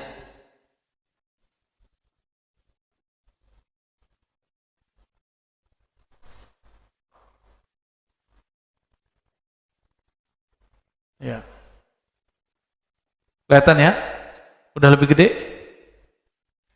Annahu sami'a Jabir bin Abdullah. Abu Zubair mengatakan, aku mendengar sahabat Nabi Sayyidina Jabir ibn Abdullah. Beliau dan ayahnya adalah dua orang yang sahabiyani, dua orang sahabat.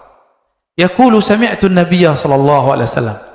Dia berkata, aku mendengar Nabi Muhammad sallallahu alaihi wasallam yaqul, bersabda, la tazalu ta'ifatun min ummati, senantiasalah sekelompok dari umatku. Kata kuncinya apa? Ta'ifah. Kelihatan di situ?